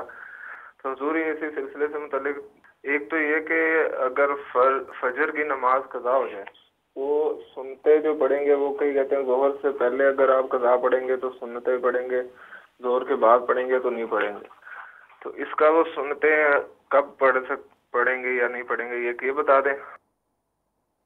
मेरा नाम अब्दुल रहीम अत्तारी है, मैं कराची से बात कर रहा हूँ। और मेरा सवाल ये है कि जब हम चौथी ज़कात में होते हैं, यानी कि बैठे हुए होते हैं, तो हम अत्तहियात पढ़ते हैं, दुरूद शरीफ पढ़ते हैं, और 2 दुआएं और होती हैं, जैसे कि एक दुआ पढ़ ली और दूसरी नहीं पढ़ी, सलाम फेर दिया, तो ऐसे में नमाज हो जाएगी? सर जुम्मे के दिन खुतबा खत्म हो जाता है, जुम्मे के दिन नमाज छूट जाती है, उसके बारे में पूछना चाह रहा था मैं। इमाम साहब खड़े हो गए हैं जमात के लिए, जब हम पहुंचे हैं नमाज में शामिल होने के लिए तो वो रुकू में थे, हमने भी जाके रुकू में उनके साथ शामिल हो गए हैं, क्या हमारी वो रकात हो गई? अगर वो पहली में ही हम जाके मिल गए हैं रुकू में तो हमारी ये रकात हो जाएगी या हमें दोबारा वो रकात पढ़नी पड़ेगी? अस्सलाम वालेकुम। वालेकुम अस्सलाम व रहमतुल्लाहि व बरकातुहू। मेरा नाम मोहम्मद कमरुद्दीन है, मैं कराची से बोल रहा हूँ। मुझे ये पूछना था कि ये नफिल जो नमाज है, ये जो अपने जोहर में होता है या फिर मगरिब में या इशा में नफिल है नमाज, इसको अगर हम तर्क के और जो कज़ा उम्री नमाज है इसमें हम कन्वर्ट करके पढ़ लें तो ये क्या बेहतर है हमारे हक में? जी बहुत बहुत शुक्रिया, आप सबने कॉल किया। मरहबा कहते हैं मोहम्मद अहसन भाई सरदाराबाद से। फ़जर की सुन्नतें अब कज़ा करनी है, नमाज कज़ा हो गई तो अब कब ये सुन्नतें पढ़ सकते हैं या सिर्फ फिर फ़र्ज़ ही कज़ा किए जाएंगे? फ़जर की नमाज अगर मुकम्मल ही कज़ा हो गई, किसी की आँख ही नहीं खुली, तो इस सूरत में अगर सूरज निकलने के बाद ज़हवे कुबरा से पहले पहले अगर उनको अदा करना चाहता है तो सुन्नत फ़जर पढ़ लेना बेहतर है उसके, ठीक है। फिर उसके बाद फ़जर के फ़र्ज़ अदा करें। यानी वो जो ज़वाल का वक्त शुरू होता है उससे पहले पहले ज़हवे कुबरा, ज़हवे कुबरा, तो ये ज़हवे कुबरा जो होता है इससे पहले पहले, ठीक है, ये ज़ोहर की अगर फ़जर की सुन्नतें जो कज़ा फ़जर की नमाज़ पढ़ना चाहता है तो सुन्नतें भी बेहतर है कि पढ़े, फिर फ़जर के फ़र्ज़ अदा करें। और अगर ज़ोहर के वक्त में अगर कोई फ़जर की नमाज़ की कज़ा कर रहा है तो अब सुन्नतें नहीं पढ़ी नहीं पड़ेगा, ठीक है, वो सिर्फ फ़र्ज़ ही पढ़ेगा, वो सिर्फ फ़र्ज़ अदा करेगा। ठीक है। अब्दुल रहीम अत्तारी भाई थे, चौथी रकात में सलाम से पहले एक ही दुआ पढ़ी, तो 2 दुआएं पढ़ते होंगे शायद, ये एक ही दुआ पढ़ के सलाम फेर दिया तो क्या होगा? दुरूद शरीफ के बाद जो दुआएं हैं तो अल्लाहुम्मा इन्नी ज़लमतु नफ्सी ज़ुल्मन कसीरा, ये भी है, रब्बी जालनी, इसके बाद फिर रब्बना अग़फ़िरली वली वालिदैया, ये भी 2 दुआ हो जाती हैं, ठीक है। ऐसे रब्बना आतीना। तो अभी एक नमाज़ी अगर अपनी तन्हा नमाज़ पढ़ रहा है तो वो बकसरत कई दुआएं भी पढ़ सकता है, ठीक है। अगर उनमें से एक पढ़ी एक ना पढ़ी तो इसमें कोई मुज़ायका नहीं है, नमाज इनकी दुरुस्त हो जाएगी। अच्छा, यहाँ जो अत्तहियात में जो दुआ पढ़नी है ये कुरानी दुआ होनी ज़रूरी है या हदीस पाक में भी वो दुआ हो तो वो भी पढ़ सकते हैं? अल्लाहुम्मा इन्नी ज़लमतु नफ्सी ज़ुल्मन कसीरा, ये तो है ही हदीस की मरवी दुआ, ठीक है। तो कोई सी भी दुआ यानी दुआए मासूरा जो कुरान में या हदीस में वारिद हुई हैं ये इस मकाम पे पढ़नी है। माशाअल्लाह। अच्छा, दुआ तो अरबी में ही होगी, उर्दू में तो नहीं कर सकता ना यहाँ पर? अरबी में ही, नमाज अरबी में ही पढ़नी होगी। ठीक है, ठीक है, उम्मीद है कि क्लियर हो गया होगा। जुम्मे का खुतबा निकल गया, जमात तो मिल गई लेकिन खुतबा नहीं मिला, तो अब ये जुम्मा हुआ या नहीं हुआ? जुमे के शराइत में से खुतबा भी है, ठीक है, यानी खुतबे का होना, ठीक है, ये जुमे के शराइत में से अगर खुतबा नहीं हुआ तो नमाज जुमा अगर पढ़ी खुतबे के बगैर तो जुमा की नमाज नहीं होगी। यानी इमाम साहब ने ही खुतबा नहीं दिया तो किसी की भी जुम्मे की नमाज एक अलग मैटर ठीक है, ठीक है। ये नहीं है कि हर एक मुक्तदी खुतबा सुने, ठीक है, तो जुम्मा होगा, ठीक है, वरना नहीं होगा, ठीक है। ऐसा नहीं है, या बस ये कि खुतबे का होना शर्त है, वो आम तौर पे हो रहा है, ठीक है। अब अगर ये देर से पहुंचा और नमाज शुरू हो चुकी थी, खुतबा सुनने से महरूम रह गए, ठीक है, तो इसको ये नहीं कहेंगे इनकी नमाज जुमा नहीं हुई, जमात मिल गई तो जमात मिल गई। गई, एक रकात मिली जुम्मे की तो भी जुम्मे की नमाज हो गई। अगर कोई अत्तहियात में भी पहुंचा है, ठीक है, और अत्तहियात में शामिल हो गया तो भी उसकी जुमे की नमाज उसको मिल गई, ठीक है। अब यहाँ मैं एक सवाल ज़रूर करूँगा, हो सकता है कि कुछ ऐसे लोग जो वैसे ही लेट कमर्स हैं, पहुँचते ही आखिर में वो पक्का वो इमाम साहब खुतबा ख़त्म कर रहे होंगे तो दौड़ते हुए पहुँच रहे होंगे, अब उनको कहीं मिल गया भाई अब तो अत्तहियात में भी पहुँच सकते हैं, तो ऐसा तो नहीं है कि ये इस तरह पहुँचने वाले को वो सारी बरकतें मिलेंगी, जो पहले पहुँचेगा उसको ज़्यादा सवाब भी तो मिलेगा ना हुज़ूर? देखिए बरकतें तो मिलनी है, हमें हुक्म यह है इज़ा नूदिया लिस्सलाती मिन यौमिल जुमुअती फसअउ इला ज़िक्रिल्लाहि व ज़रुल बै', कि जब जुमे के दिन पुकार हो यानी अज़ान जुमे के दिन जब हो जाए, फसअउ इला ज़िक्रिल्लाह, तो अल्लाह ताला के ज़िक्र की तरफ दौड़ो। अज़ान के बाद सही, अज़ान के बाद से ही अल्लाह के ज़िक्र यानी नमाज के लिए अब सही करना, कोशिश करना, व ज़रुल बै', कारोबार को छोड़ दो। सही, सही। ये हमारे परवरदिगार अज़्ज़ा व जल ने सूरह जुमुआ में ही ये जुमे के बारे में ये हमें तरीका इरशाद फरमाया और हुक्म दिया कि अज़ान जुमा होते ही हमने कारोबार छोड़ देना है और नमाज जुमा के लिए कोशिशें करनी है। अब वो हज़रात के जो ख़तीब साहब के बयान के इख्तिताम का इंतज़ार करते हैं, फिर खुतबा होगा, फिर आएंगे, तो आम तौर पे अज़ानें बाज़ औक़ात पहले हो चुकी होती हैं। जी, जी। तो जहाँ पे अज़ान बस शुरू हो गई तो अब वहाँ के अतराफ़ के रहने वाले नमाजियों पे लाजिम है कि अब वो सब काम काज को छोड़कर अब नमाज के लिए मस्जिद में आ जाएं। सही, सही। अब ताख़ीर ना करें, बल्कि वो है ना कि वो खुतबा ख़त्म हो जाए तो फिर, बल्कि खुतबा शुरू हो जाए तो वो रजिस्टर भी बंद हो जाता है, जो फरिश्ते नाम लिख रहे होते हैं जुम्मे में आने वालों के, तो हमारा तो अब फरिश्तों के रजिस्टर में भी नाम ना जाए, बल्कि ऐसी भी रिवायत मिलती है सबसे पहले आने वाले को ऊँट सदका करने का सवाब, फिर गाय, फिर आने वाले को गाय का सदका, फिर बकरी का सदका, फिर मुर्गी, फिर अंडे के सदक़े की भी मिसाल दी गई कि इतना फजीलत कम होती चली जाएगी और हम सबसे आखिर में जाएँ। कई नमाजियों को देखा गया प्यारे इस्लाम बिल्कुल लास्ट मोमेंट पे, हर हफ्ते ये मामूल है, हम कब मस्जिद में पहले जाएंगे, और फिर जाना भी लास्ट मोमेंट पे है और 2 फ़र्ज़ पढ़ के सबसे पहले निकलना भी है, दुआ में भी शामिल नहीं होते, दुआ में भी शामिल होते। ये बेचैनी नहीं होनी चाहिए। वो रिवायत मुझे याद आ रही है कि मोमिन की मिसाल ऐसी है, पानी के अंदर जिस तरह मछली होती है इस तरह वो मस्जिद के अंदर होता है। हम कैसे हैं? कभी कभी तो ऐसा लगता है कुछ लोग मस्जिद के अंदर ऐसे होते हैं जैसे मछली पानी के बाहर है, बेचैन बेकल, बार बार घड़ी देख रहे हैं, अभी तक जमात खड़ी नहीं हुई, और जैसे ही नमाज खत्म हुई भाग जाएंगे। जैसे परिंदा पिंजरे में। अस्तगफिरुल्लाह। हमारा तो दिल लगना चाहिए, हमें तो करार होना चाहिए मस्जिद के अंदर, मज़ा आना चाहिए कि अल्लाह के घर में मौजूद हूँ, सुभान अल्लाह। तो वक्त गुजारिए मस्जिद में और अपना दिल लगाइए अल्लाह के घर में। बहरहाल बातें बहुत सारी करने की, आपके सवालात भी हम साथ साथ लेकर चल रहे हैं, साथ साथ कोशिश करते हैं कुछ मदनी फूल भी आपकी तरफ बढ़ाते रहें और आप अपने दिल के मदनी गुलदस्ते में सजाते रहें। जुम्मे का खुतबा हो गया, जमात में पहुंचे, रुकू में शामिल हुए, वो रकात मिली कि नहीं मिली? जमात के अंदर रुकू में पहुंच गए जी, तो रुकू जब हमने इमाम का पा लिया, ठीक है, तो हमें वो रकत मिल गई। ठीक है। अब वो पहली है तो पहली रकत मिल गई, और पहली रकत जिसको मिल गई उसे तकबीर उला का सवाब भी मिल गया। ठीक है, ठीक है। तो अब ये कि रुकू में इमाम को जब पा लेते हैं तो रकत मिल जाती है। ठीक है, ठीक है। उम्मीद है कि पता चल गया होगा कि रुकू मिल गया तो वो रकात भी मिल गई। मोहम्मद कमरुद्दीन भाई थे, नफिल नमाज की जगह हम कज़ा पढ़ लें, उसको नफिल को कन्वर्ट कर लें कज़ा में, तो वो हमारे लिए बेहतर है, क्या फरमाते? कन्वर्ट करने का माना ऐसा नहीं है कि हम नफिल की भी नियत करें और कज़ा उम्री की भी कर लें।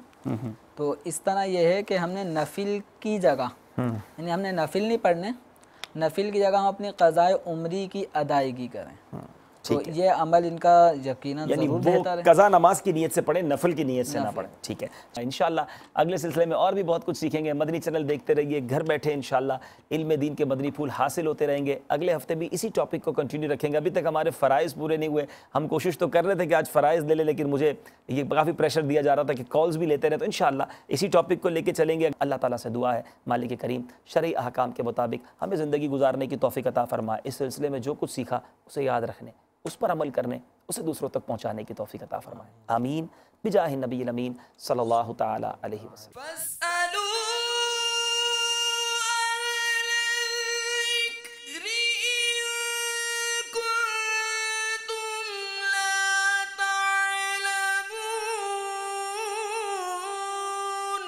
तो ऐ लोगो, इल्म वालों से पूछो अगर तुम्हें इल्म न हो।